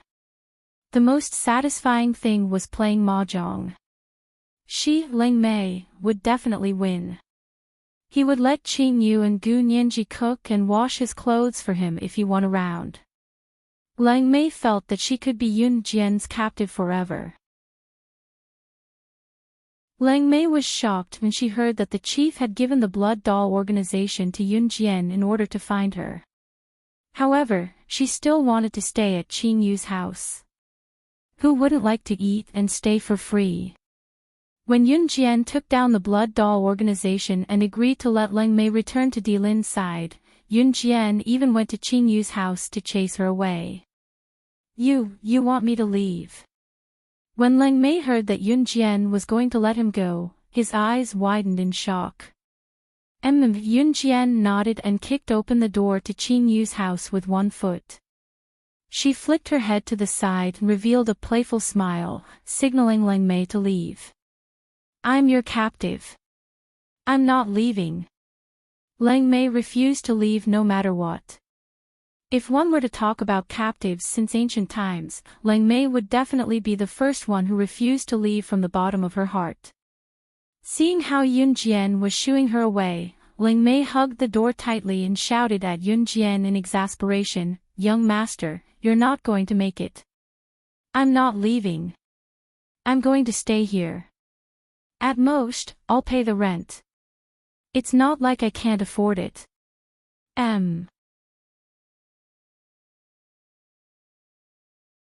Chapter 27:17. Yun Jian was bored by Lang Mei's rascally attitude. Although Di Lin had agreed to hand Blood Doll to her, the deal was for Lang Mei. Since Lang Mei refused to leave, she would not force her. What Lang Mei did not know was that not long after she stayed at Qing Yu's house shamelessly, Yun Jian had complained to Di Lin after she went back. The next day, Yun Jian led Di Lin and Ruo Yin to Qing Yu's house after making a big detour around Longmen City. Lang Mei wore Qing Yu's bunny compromise, a cute teddy bear pajamas. She was caught red-handed by Delin. In the end, she was dragged back to Blood Doll by force. After being pressed on the bed by Delin for 10 days and 10 nights, Lang Mei took the chance to slip away. This time, Lang Mei had learned her lesson. When Gu Nianji tipped her off that Delin was coming for her, she plucked up her courage and jumped into the pigsty. The pigsty in the countryside was not clean. The stench almost made Lang Mei faint. In spite of it, she went all out to leave the chief. In the end, she was forced to squeak like a pig. The last time was when Lang Mei grabbed Luo Mei's shoulder and wanted to drag her to find a handsome guy with a giggle, only to be caught by Delin. Lang Mei did not want to return to Blood Doll or be a mistress anymore, so she asked Delin to end their relationship. She did not expect Delin to grab her hand and cut her off. "I love you. That's why I forced you to be my woman back then. Listen to me and come back with me. Don't be stubborn anymore or I'll get angry." Lang Mei had Delin in her heart too. She had to admit that when she heard what Delin said, she was overjoyed. However, it did not show on her face. Reality proved that Lang Mei was indeed pressed on the bed by Delin for 10 days and 10 nights after he caught her. Lang Mei felt like her waist was about to break. If Lang Mei felt that Delin had changed in any way after this trip, it was that he had become more careful with her. Once, when she was taking a bath in the bathroom, she thought the door was opened and the person who came in was Ruoyin. Therefore, Lang Mei scratched his scalp and did not even have the time to turn his head to look. "Ruoyin, do you think? Is the chief really? Why am I thinking so much? In any case, I don't like Sir Chief. I will definitely leave him. Definitely." After saying that, Lang Mei felt that it wasn't enough, so she added some more details. "Actually, I'm not afraid to tell you that the chief's place is small and narrow. It's not enough, you know. I don't feel good every time. Tell me, how am I going to find other men if I'm really left here by the chief for the rest of my life?" His words were so clear and logical that even Lang Mei himself felt that his words were reasonable. However, just as Lang Mei nodded and felt that what she said was very reasonable, she made up her mind to escape again. Behind Lang Mei, a voice that scared Lang Mei out of her wits suddenly rang out. Short and thin. "Are you sure?" This magnetic voice was just right for a man. There was no tenderness in his deep words. Lang Mei was so shocked that she immediately stood up from the bathtub. "Ah! Sir Chief! Why is it you?" Lang Mei was so shocked that her expression changed. However, Delin took a step forward and tore off his bathrobe. Just like that, he stepped into the bathtub that was not tall for him. He grabbed Lang Mei's slender waist and entered her directly. "Since you think that I'm small and narrow, how do you explain your expression of ecstasy?"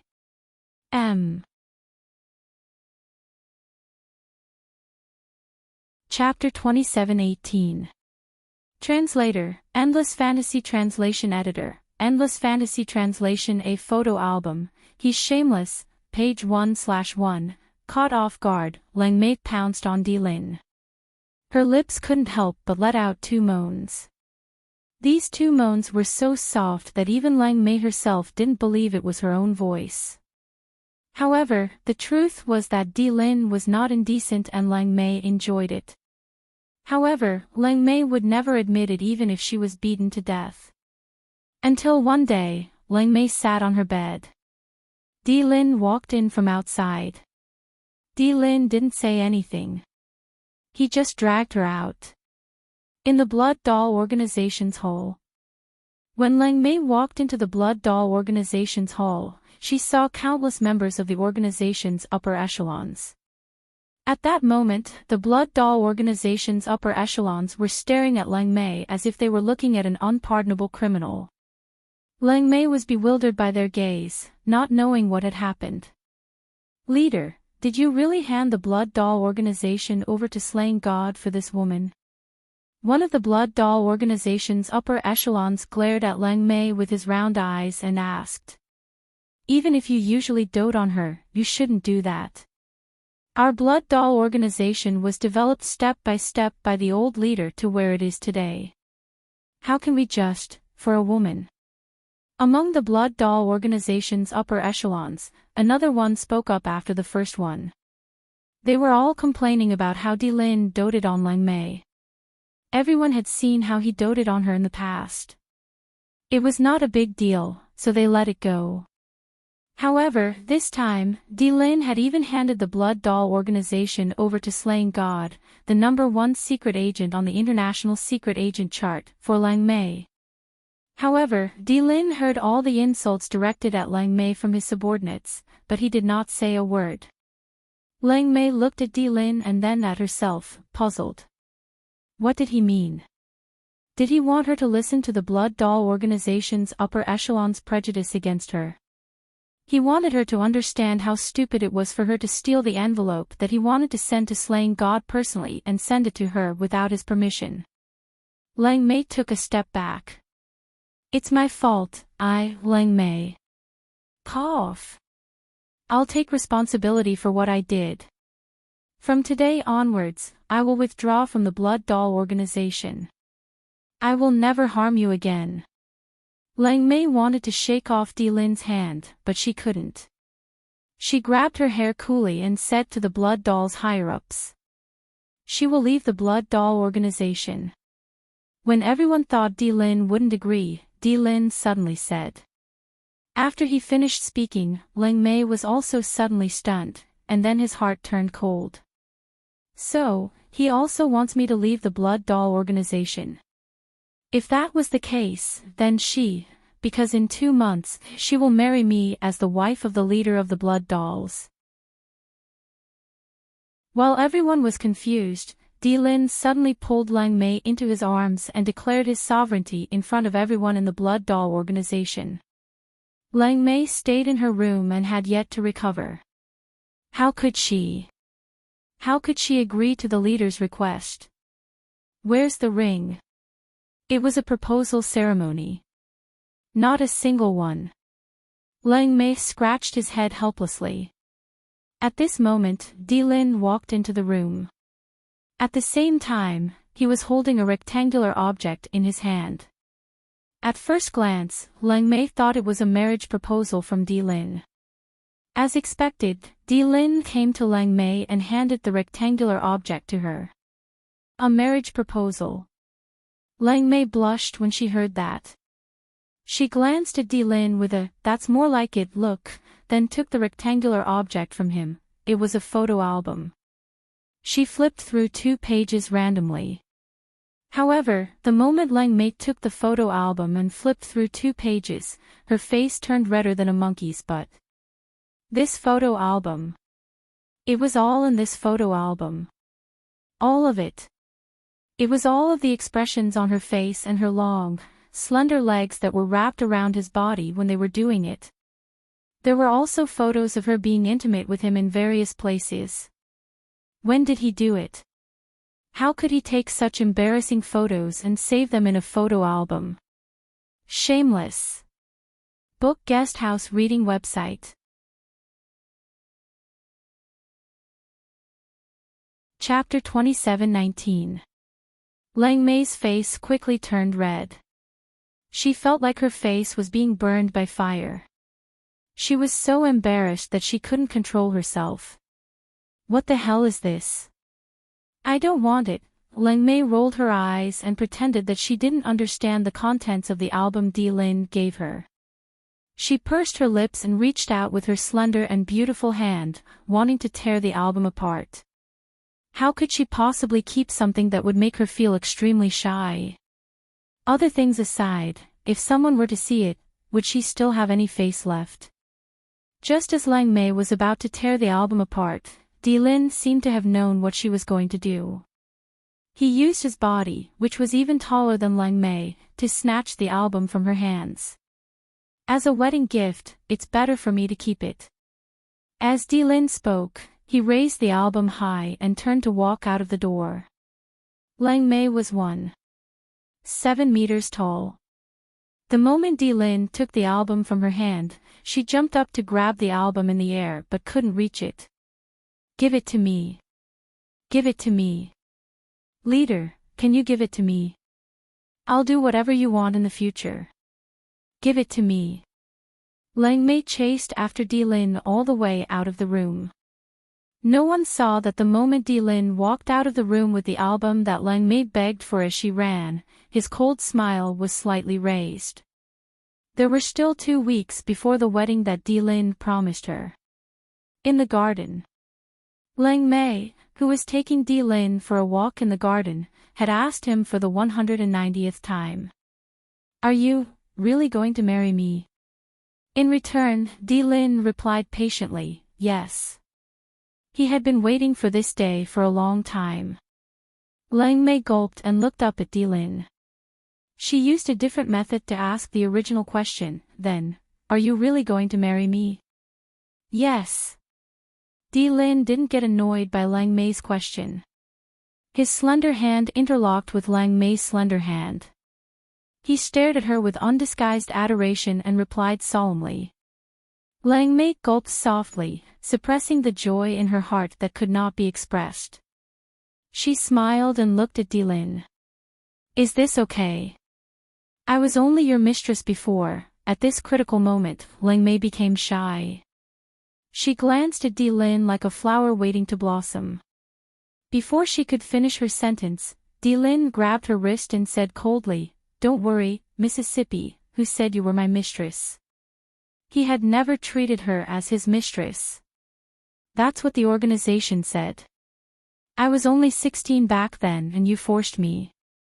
Isn't that your mistress? Lang Mei didn't understand why Lin was so angry. She turned around and pouted. Just as she was about to explain, Lin's expression changed. A large head had already descended from above. He used his handsome lips to capture her small mouth tightly, and they tossed and turned. Damn it! Who was the one who said the word mistress? From the very beginning, he had never intended to treat her as his mistress. It was only a matter of time before she married him. On the day of Lin and Lang Mei's wedding, Yun Jian and the others were invited to visit as promised. Sister Jian, why don't I see Lang Mei and her husband? Qin Yu tugged at Yun Jian's arm and asked her excitedly. Sob, sob, sob. Lang Mei is getting married. Will she still play mahjong with us in the future? Gu Nianji rubbed her eyes, which did not have any tears at all, and said with a pained expression. What mahjong? You'd better get rid of that stalker who's been following you. Qin Yu shook Gu Nianji's arm lightly and glanced behind her. She saw a man in plain clothes standing there. It was obvious that he was waiting for Gu Nianji. It was Li Nong. Right, Sister Jian, where do you think Lang Mei went? Why hasn't she come out to play with us yet? Qin Yu stomped her foot and asked Yun Jian. Yun Jian's lips curled into a half-understood smile as she chuckled faintly. Maybe she's doing something unspeakable. In a certain bridal room. The wedding was not over yet. Don't. Chief, don't tear it. Be gentle. You'll be found out later if you tear the wedding gown. Her soft and delicate female voice was met with a certain someone's deeper treatment. The night was still young. Their story was not the end but the beginning.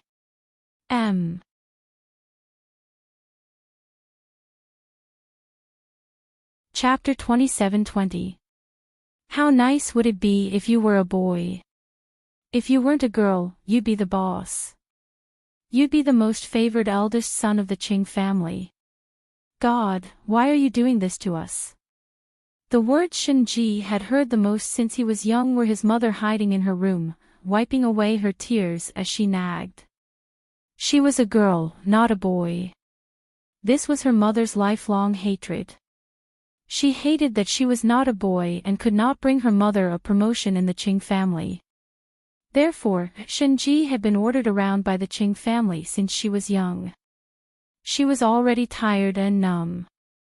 Although Shenji was young, she was very mature.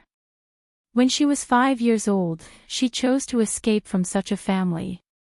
She knew that her mother, who hated and loved her at the same time, followed her all the way. After she chose to leave with someone who gave her snacks, her mother, the woman named Yunhua, hid in a corner and cried for a long time. She was only 5 years old, a little girl who did not even know what death meant. Her disappointment in the word mother was something that outsiders would never understand. In the end, the woman who called her mother only dared to hide in a corner and cry as she watched her leave. In her first year in the Enhun organization, Shenji was already invincible. Perhaps others did not know why she was invincible, but she knew it very well. That was because after she was cruelly abandoned by her family, she no longer cared about her life and survival.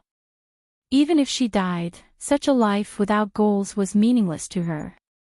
People who were relaxed and unburdened were more likely to succeed because they were alone in the world and did not need to leave any way out for themselves. On the other hand, those who had families, children, and people they cared about would be overcautious and could only be ordinary people for the rest of their lives. Shenji belonged to the former. Like slaying God, she risked her life when she was ruthless. Even if someone stabbed her with a knife, she would not care about her wound and would kill her opponent first. Just like that, when she first entered the Enhun organization, almost none of the children were her match. That was until she met the girl who had lost her confidence in survival but reignited her goal, 006. She had defeated her. She even looked down on her. Loser. Shenji could not help but feel her blood boil when she heard that 006, I'll remember you. I'll defeat you. The young Shenji shouted at slaying God. From then on, defeating slaying God became Shenji's only goal. This was Shenji's goal and at the same time, it was her motivation to survive. She did not have a good childhood. She did not miss her past. She had even thought of giving up on life. Perhaps to others, defeating slaying God was just a display of competitiveness. To Shenji, it was her motivation to survive. It was no longer a display of competitiveness, but a goal that she would never forget. However, one day, the woman she would never be able to defeat, slaying God, died. When Shenji first heard the news, she was thunderstruck, but she chose to continue living because she had chosen to protect Gu Sha mercenaries on behalf of slaying God, that foolish woman. She knew that she would not leave. She would come back one day. Slaying God in 2019. But Shen slaying T slaying T. She just wanted to have a good sleep, a sleep that she would never wake up from. She wanted to fight again in her next life. By then, she would definitely defeat slaying God. She would never go back on her words. Calm. Wonderful book house.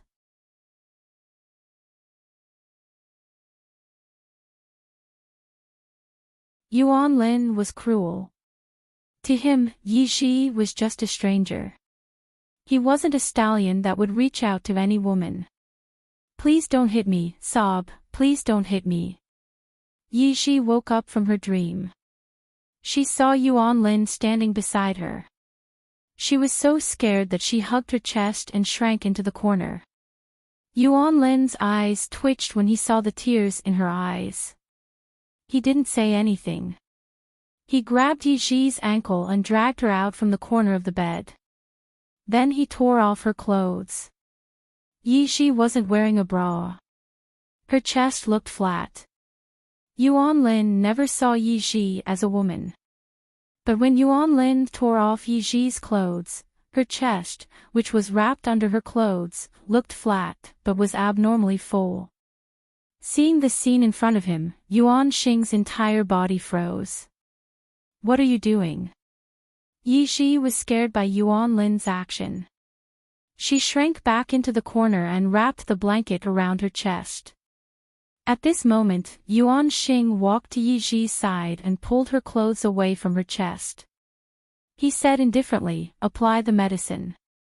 When Yi Ji heard this, although she was shy, she gave up struggling. What Yi Ji didn't know was that when Yuan Jin was applying the medicine on Yi Ji's body, his eyes were always attracted by the beautiful scenery in front of her chest. His eyes kept glancing there. Author has something to say. Author Yan's QQ number is 26257022229. Her new book's character design is the first post on the forum. Everyone can take a look. Calm. Wonderful Book House.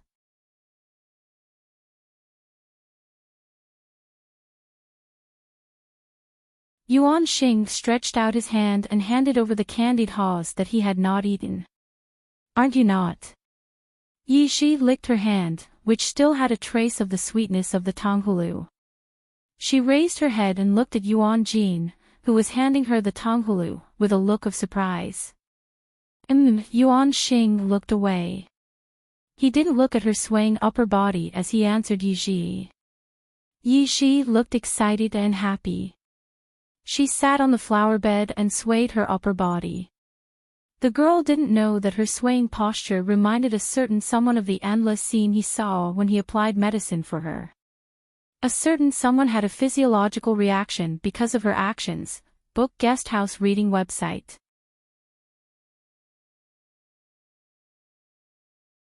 Chapter 27-23.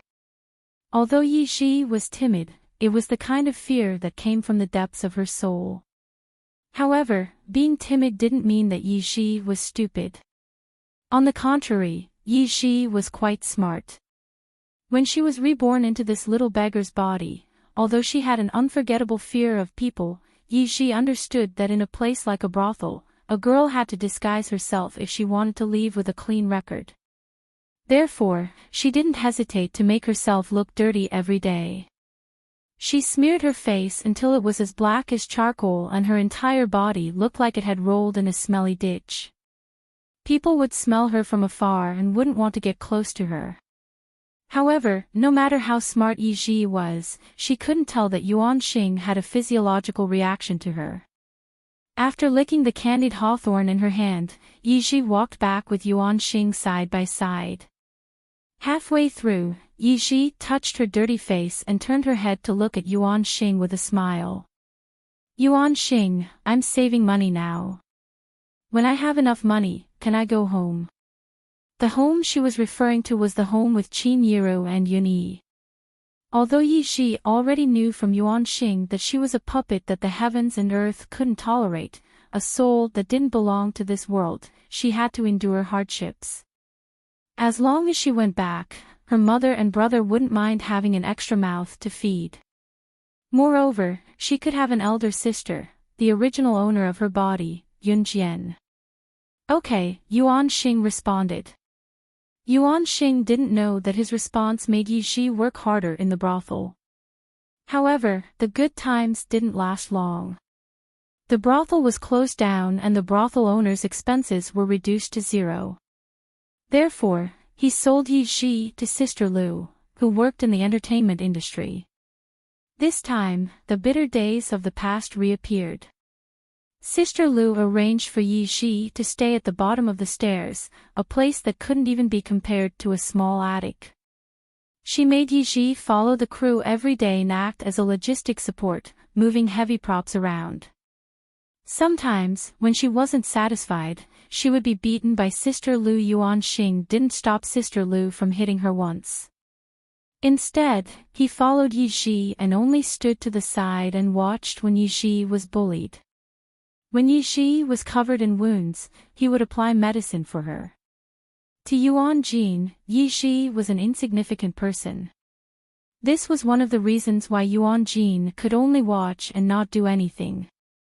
The second reason was that the mysterious man was still secretly searching for him, so he couldn't expose his whereabouts.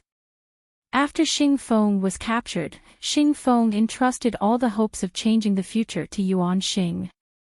If Yuan Xing went to find Yunjian now, he would be discovered by the mysterious man. Besides, the time wasn't right.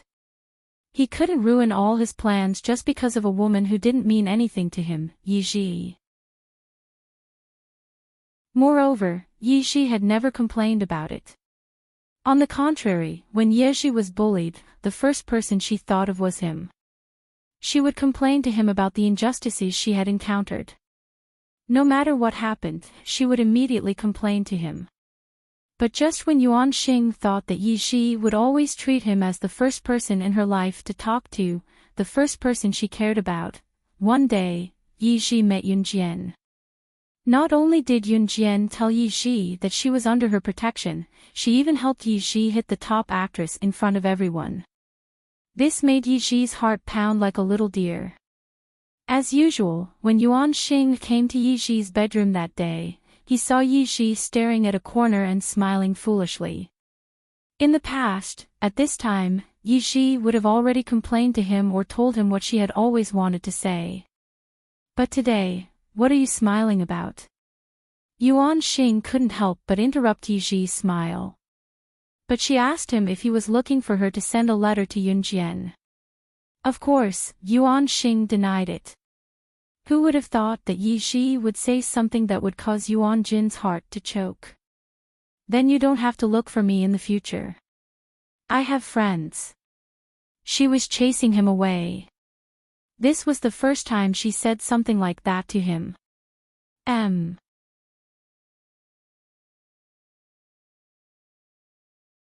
Chapter 27-24. Okay. Yuan Xing's handsome face under the mask only twitched a little. He had only uttered a simple and nonchalant "okay" back then and turned to leave. Only God knew how complicated his feelings were back then. Yuan Xing had indeed left. A few days later, however, Yuan Xing could not help looking for Yi Ji again. He did not know that Yi Ji was trying on the hair clip that Yunjian had given her. Yuan Xing had to admit that a ball of anger was slowly burning within him. He thought that Yi Ji would have a good chat with him after not seeing him for so many days. Who would have thought that Yi Ji would extend her hand to ask for a letter, saying that she had told him not to look for her if he had nothing to do and that if he did, it would be because he had something for her to pass to Yunjian. Of course, he did not. Yuan Xing was furious. Still, he took out the hair clip and gave it to her. Yi Ji misunderstood and thought that he was giving the hair clip to Yunjian. Later, Sister Lu appeared and wanted to hit Yi Ji. For some reason, Yuan Xing felt that Yi Ji would completely distance herself from him if he did not do anything. Hence, he did. After that, when Yuan Xing looked for Yi Ji again, she had already been brought back to Longmen City by Yunjian. Yuan Xing did not plan to meet Yunjian back then. The timing was not right. However, he could not help himself from not seeing Yi Ji, so he took the risk of being caught by Yunjian and snuck into Yi Ji's room again and again. Like a thief, he would sneak in when Yunjian was not home. However, he went to Longmen City and took the risk to look for Yi Ji a few times. The last time, Yi Ji pouted and chased him away. If you're fine, don't come looking for me anymore. I'm going to school soon. Also, if you come looking for me here often, Sister Yunjian won't be happy. Sister Yunjian. Yi Ji kept calling her Sister Yunjian, infuriating Yuan Xing. Grabbing her hand, he pulled Yi Ji along and jumped out of the villa's second-floor window without another word. Yi Ji clung to his clothes in fright, her small body leaning into his embrace. At this moment, Yuan Lin's annoyed mood finally eased a little. Yi Ji was taken away by Yuan Xing again. When Yuan Xing came to this era, the Four Seas were his home. But it was different from before. In the past, he was the one who watched over Yi Ji's life. Now, he was the one taking care of Yi Ji. He wanted Yi Ji to have a better life. Holding Yi Ji's small hand, Yuan Xing felt great satisfaction for the first time. Do you want to eat tanghulu? Yuan Xing asked Yi Ji. Yuan Jin did not have a fixed home. He had no one to rely on. Although he did not lack money, he would not stay in one place for too long. He brought her to a hotel before they even went to a city. But she didn't seem happy. Oh. Yi Ji nodded listlessly as Yuan Ying held her hand. Yuan Jin bought 10 sticks of tanghulu for Yi Ji. Yi Ji ate in small bites, but she was still unhappy. Do you want to eat anything else? Yuan Jin asked as he reached out and wiped the candied haws stuck to Yi Ji's mouth. His tone was still cold, but Yuan Xing knew that this was the greatest gentleness he could give in all these years. He and Xing Feng had traveled to so many places and killed so many people just to change the fate of Yunjian's group. Their hearts had long since died. But for Yi Ji, he had no choice but to reopen his heart. I don't want to. Yi Ji shook her head. She suddenly raised her head. Under Yuan Xing's expectant gaze, she shared her girlish secret with him like before. Yuan Xing, I'll tell you a secret, okay? I'm listening. Yuan Xing's lips curled up slightly. He thought that Yi Ji would become dependent on him again, but he didn't expect to hear this sentence. I think I've fallen in love with Yunjian. Calm. Wonderful book house.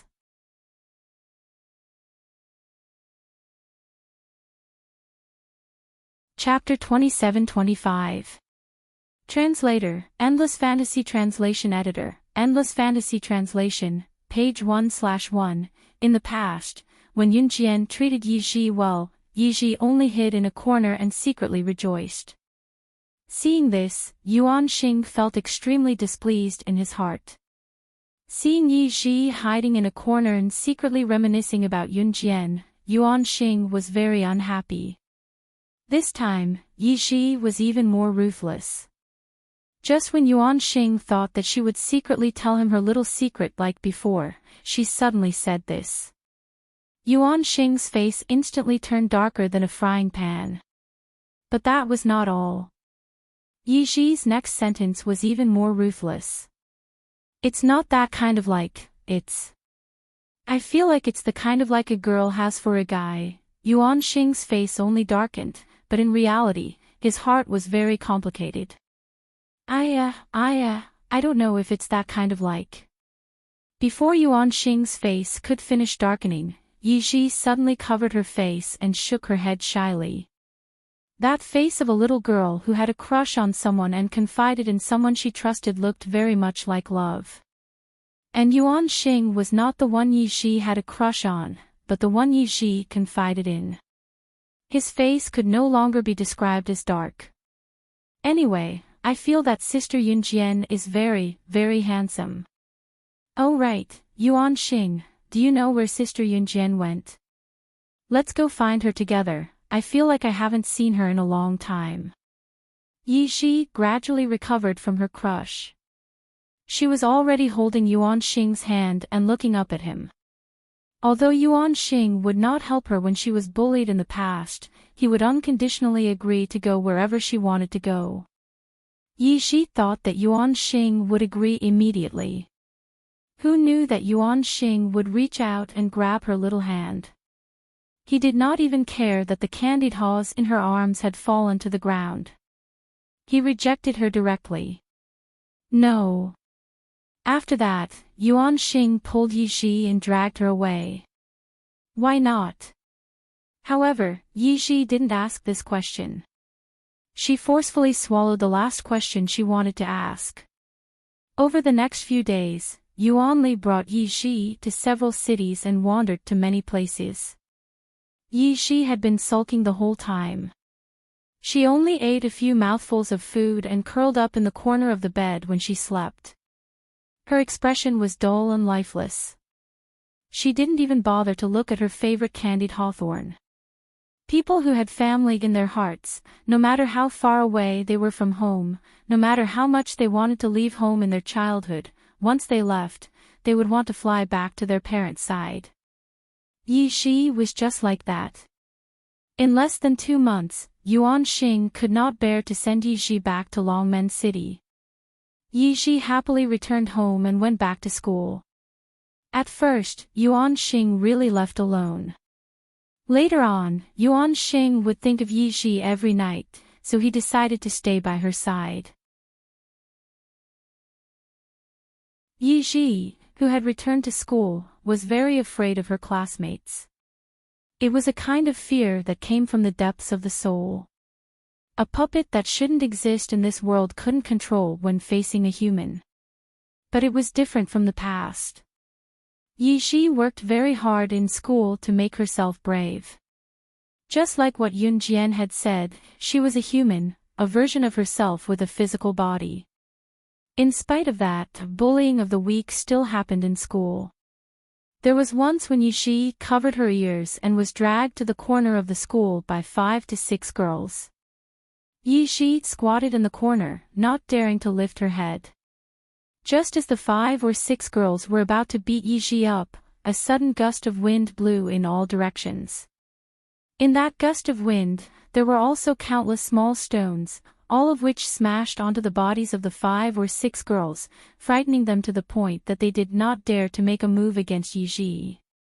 Since then, whenever anyone dared to bully Yi Shi in school, a supernatural phenomenon would occur. This surprised Yi Shi, but she did not think much of it. In fact, it was all done by Yuan Xing, who had been hiding in the corner and observing her every move. Risking being caught by Yun Jian, Yuan Xing thought he was crazy. He did not even bat an eyelid when anyone bullied Yi Shi in the past. Now, he wished he could skin whoever dared to bully Yi Shi. Translator, Henyi Translations Editor, Henyi Translations.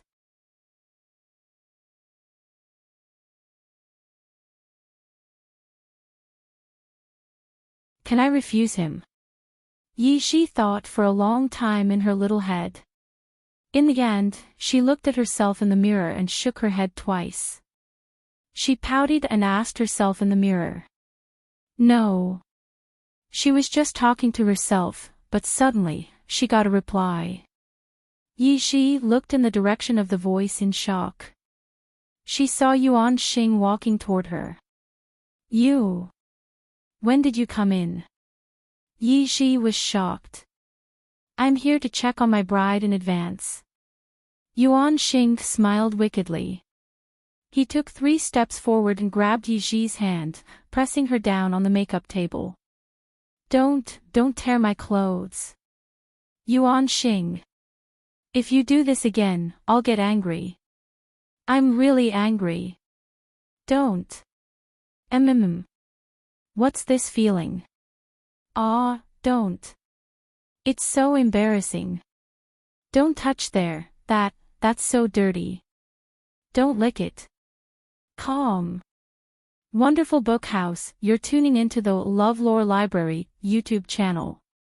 We're so grateful for your support, and don't forget to subscribe to join us on this incredible journey through captivating stories. Your generosity through donations truly makes a world of difference, as it's the primary source of revenue that allows me to expand and enhance this channel for you. Thank you from the bottom of my heart for being a part of this adventure.